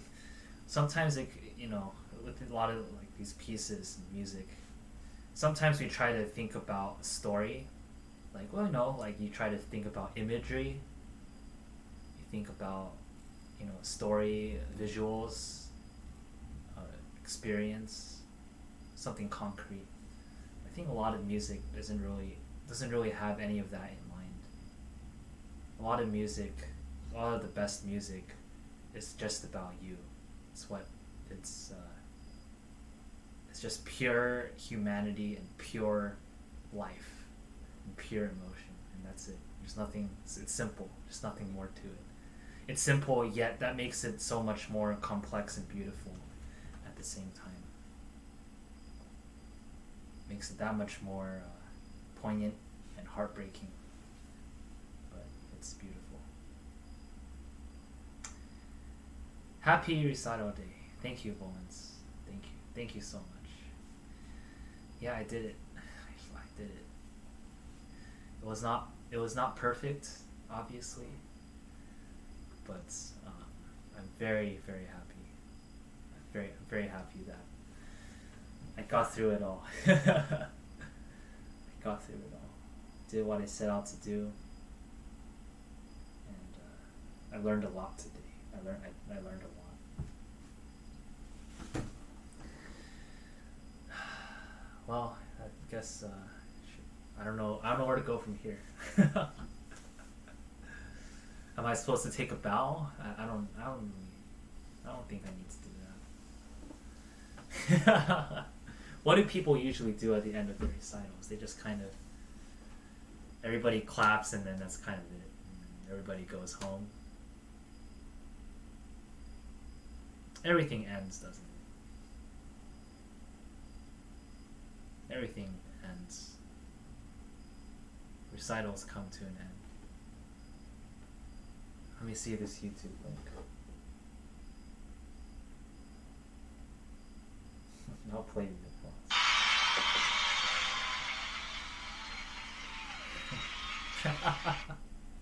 Thank you. Thank you. Thank you. That's funny. Thank you. Thank you.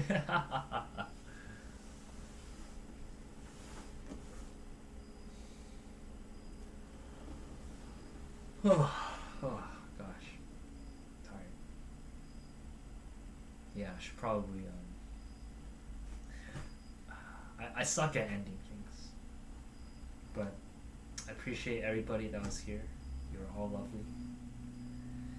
You're all good people, and I wouldn't be here without you guys. So.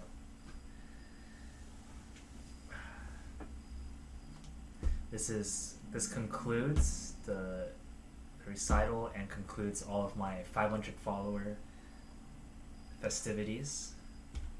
So from here on out, we're moving forward. We're not looking back, and we're finding the next thing to challenge ourselves with, and to grow from, and to learn.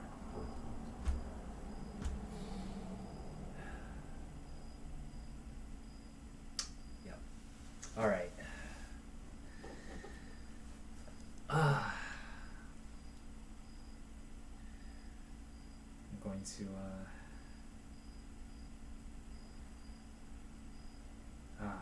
good, very good.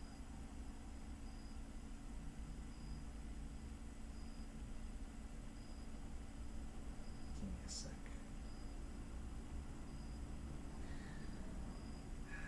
All right.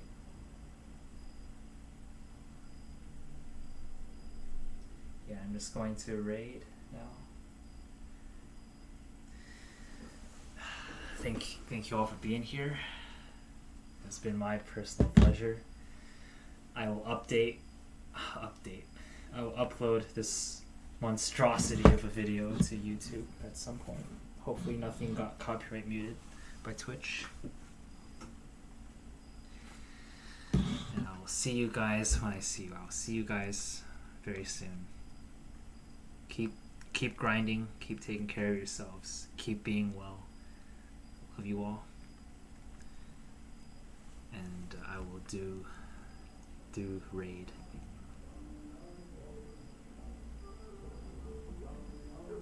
Alright. Take care. Good luck. Godspeed. Keep being awesome.